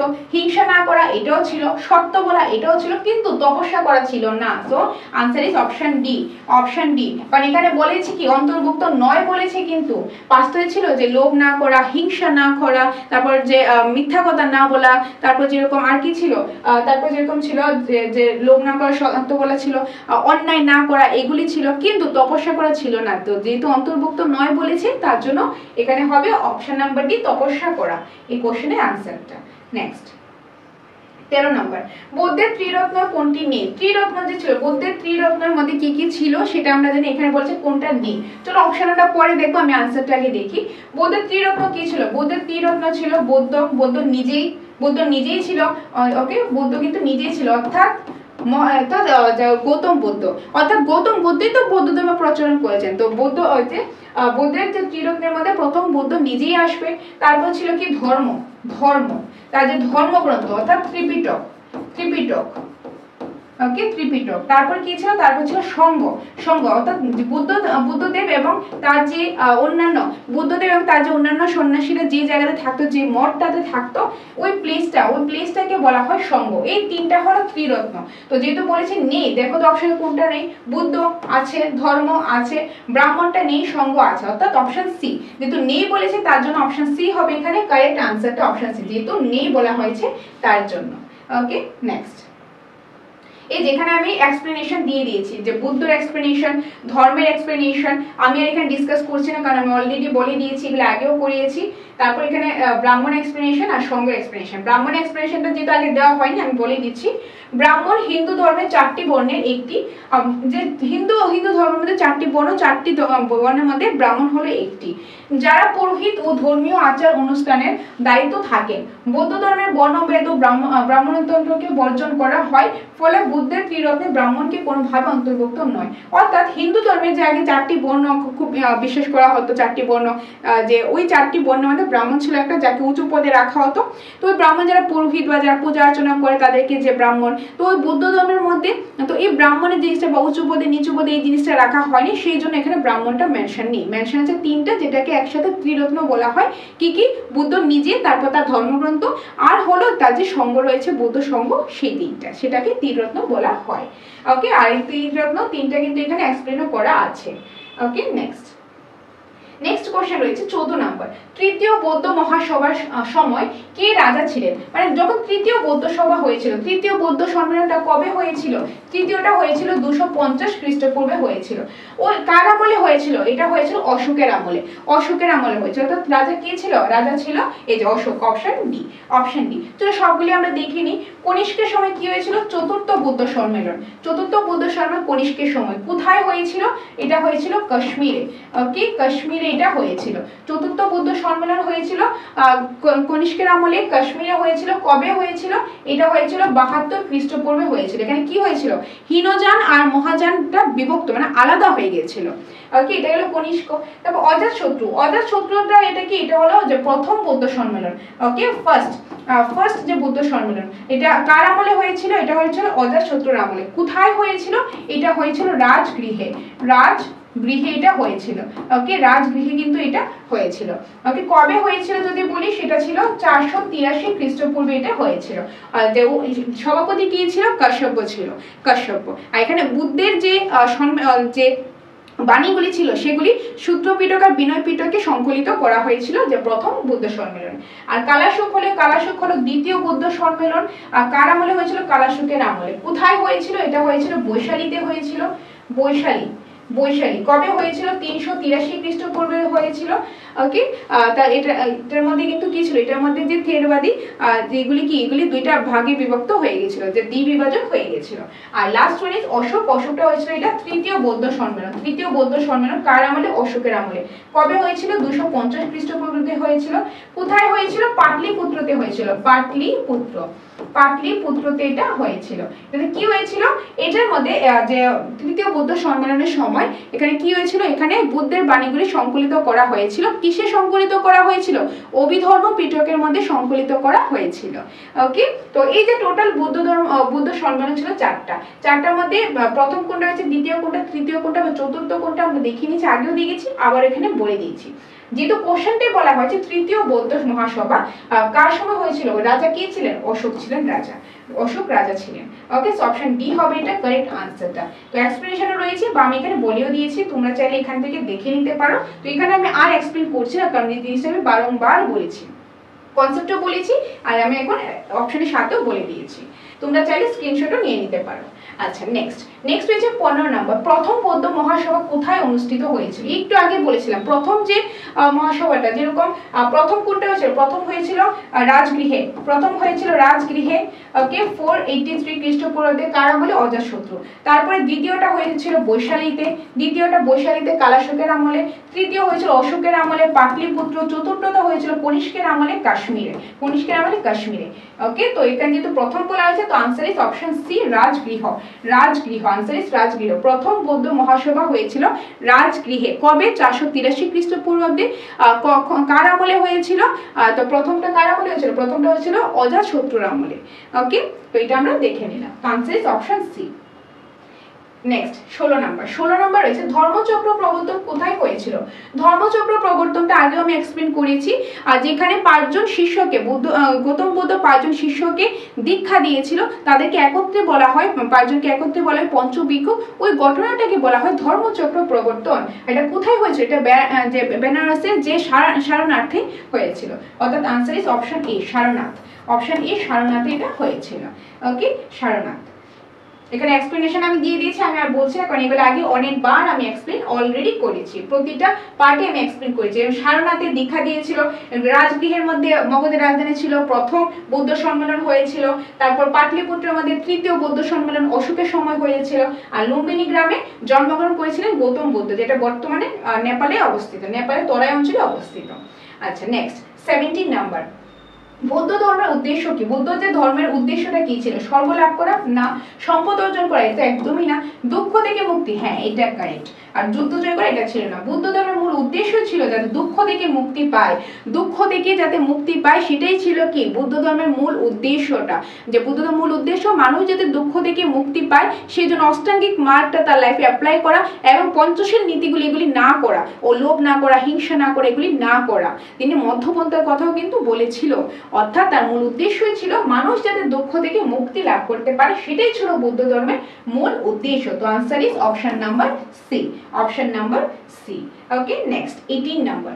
18 রয়েছে অষ্টাঙ্গিক মার্গে অন্তর্ভুক্ত নয় এমন কোনটি? এই যে অষ্টাঙ্গিক মার্গ 8টা দেখেছিলাম, সেটার মধ্যে কোনটা অন্তর্ভুক্ত নয় বলা হয়েছে? তো সেই 8টা জানা থাকলে আমরা বুঝতে পারবো যে কোনটা নয়।